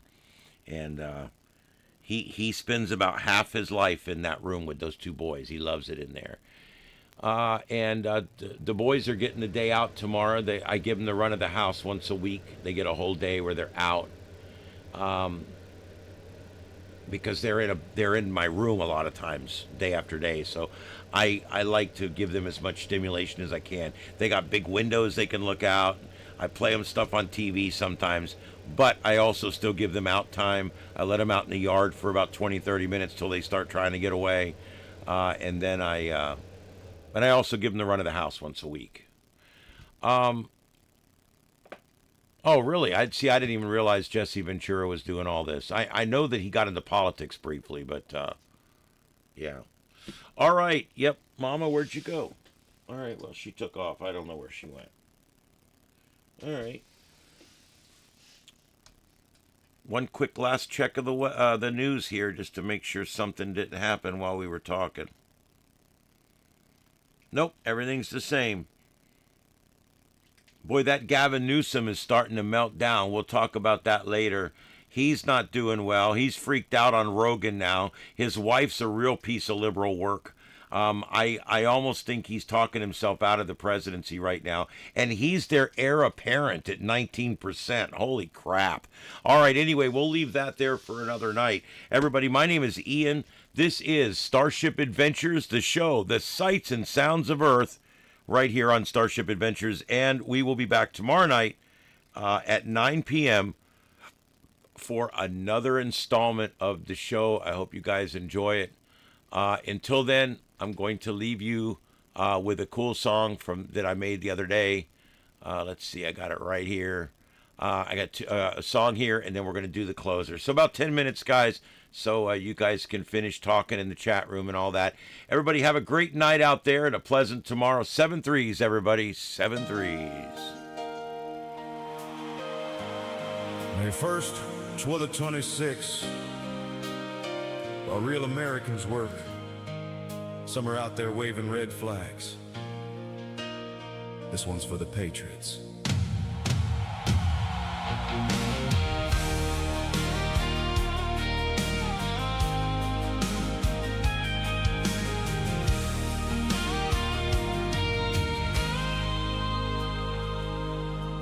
Well, it's May Day again, and the usual crowd's out, marching through our cities with their communist shout, waving hammers and sickles, burning our flag, screaming workers of the world, while real folks just gag. They hate this country, that much is clear. They spit on Old Glory every single year. Anti-capitalism, anti-freedom, anti-Trump, just a bunch of spoiled brats throwing one big tantrum. These May Day rallies are anti-American trash, communist clowns doing the red flag smash. They hate our freedom, they hate our way of life. They'd rather burn it down than see this country thrive. But we stand tall with the red, white, and blue Trumps in the White House. And we're coming through. The right's on the right side, fighting for what's true, while the left keeps backing every tyrant in view. They scream workers over billionaires, with their iPhones in hand, funded by elites who own half the land. Pro-Hamas, pro-Maduro, pro-every damn dictator, while real Americans stand with the liberator. Trump derangement syndrome got them losing their minds, hating everything good, everything that shines. They cheer for the terrorist, the thug, and the crook, while we stand for the Constitution in this great book. These May Day rallies are anti-American trash. Communist clowns doing the red flag smash. They hate our freedom, they hate our way of life. They'd rather burn it down than see this country thrive. But we stand tall with the red, white, and blue. Trump's in the White House, and we're coming through. The right's on the right side, fighting for what's true, while the left keeps backing every tyrant in view.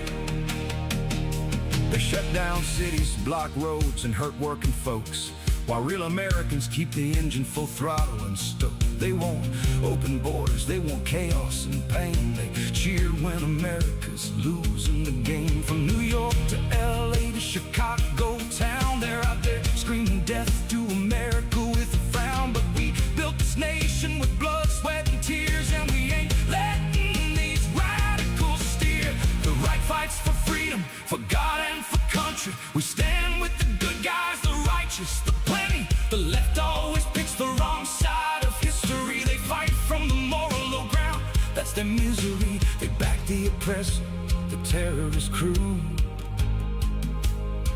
while we stand with the people who love red, white, and blue.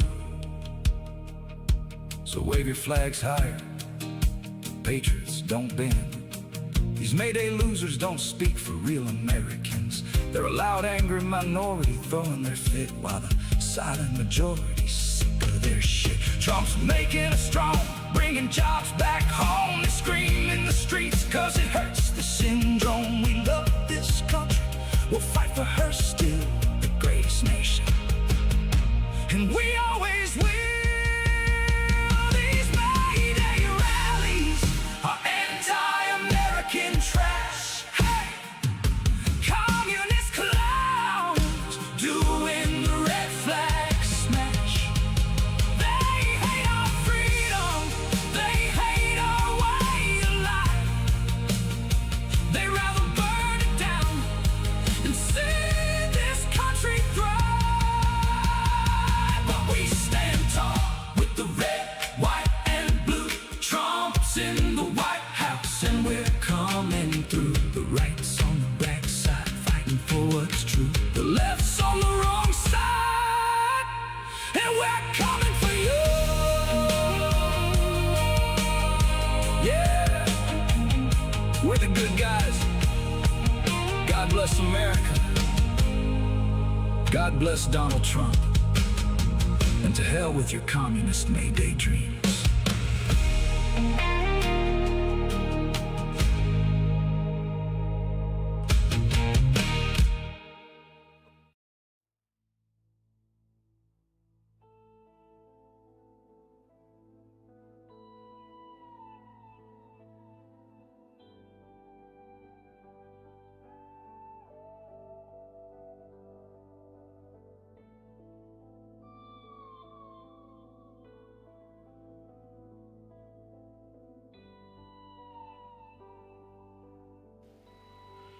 This is the YouTube channel Starship Adventures, broadcasting live from Starship Studios in North Fort Myers, Florida, in the United States of America. We thank you for joining us this evening for another broadcast of the Sights and Sounds of Earth, covering every breaking news story across this troubled planet of ours. We brought you the raw, unfiltered pulse of the world in real time through our unique multi-screen format, broadcasting in high definition worldwide via fiber optic connection. Starship Adventures, a new kind of YouTube content. To our regular viewers, our loyal crew members, our amazing moderators, and everyone who tunes in each night at 9 p.m. Eastern, we thank you.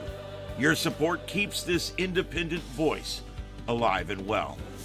We'll be back tomorrow evening at 9 p.m. Eastern with another live edition of the Sights and Sounds of Earth, right here on Starship Adventures. Until then, stay safe, stay informed, and may God bless you and these United States of America. This is Starship Adventures, and this concludes our broadcast day. Good night, America, and around the world. Kilo Oscar 4, Echo Foxtrot Sierra, signing off. QSY, 7 3s, everyone, 7 3s.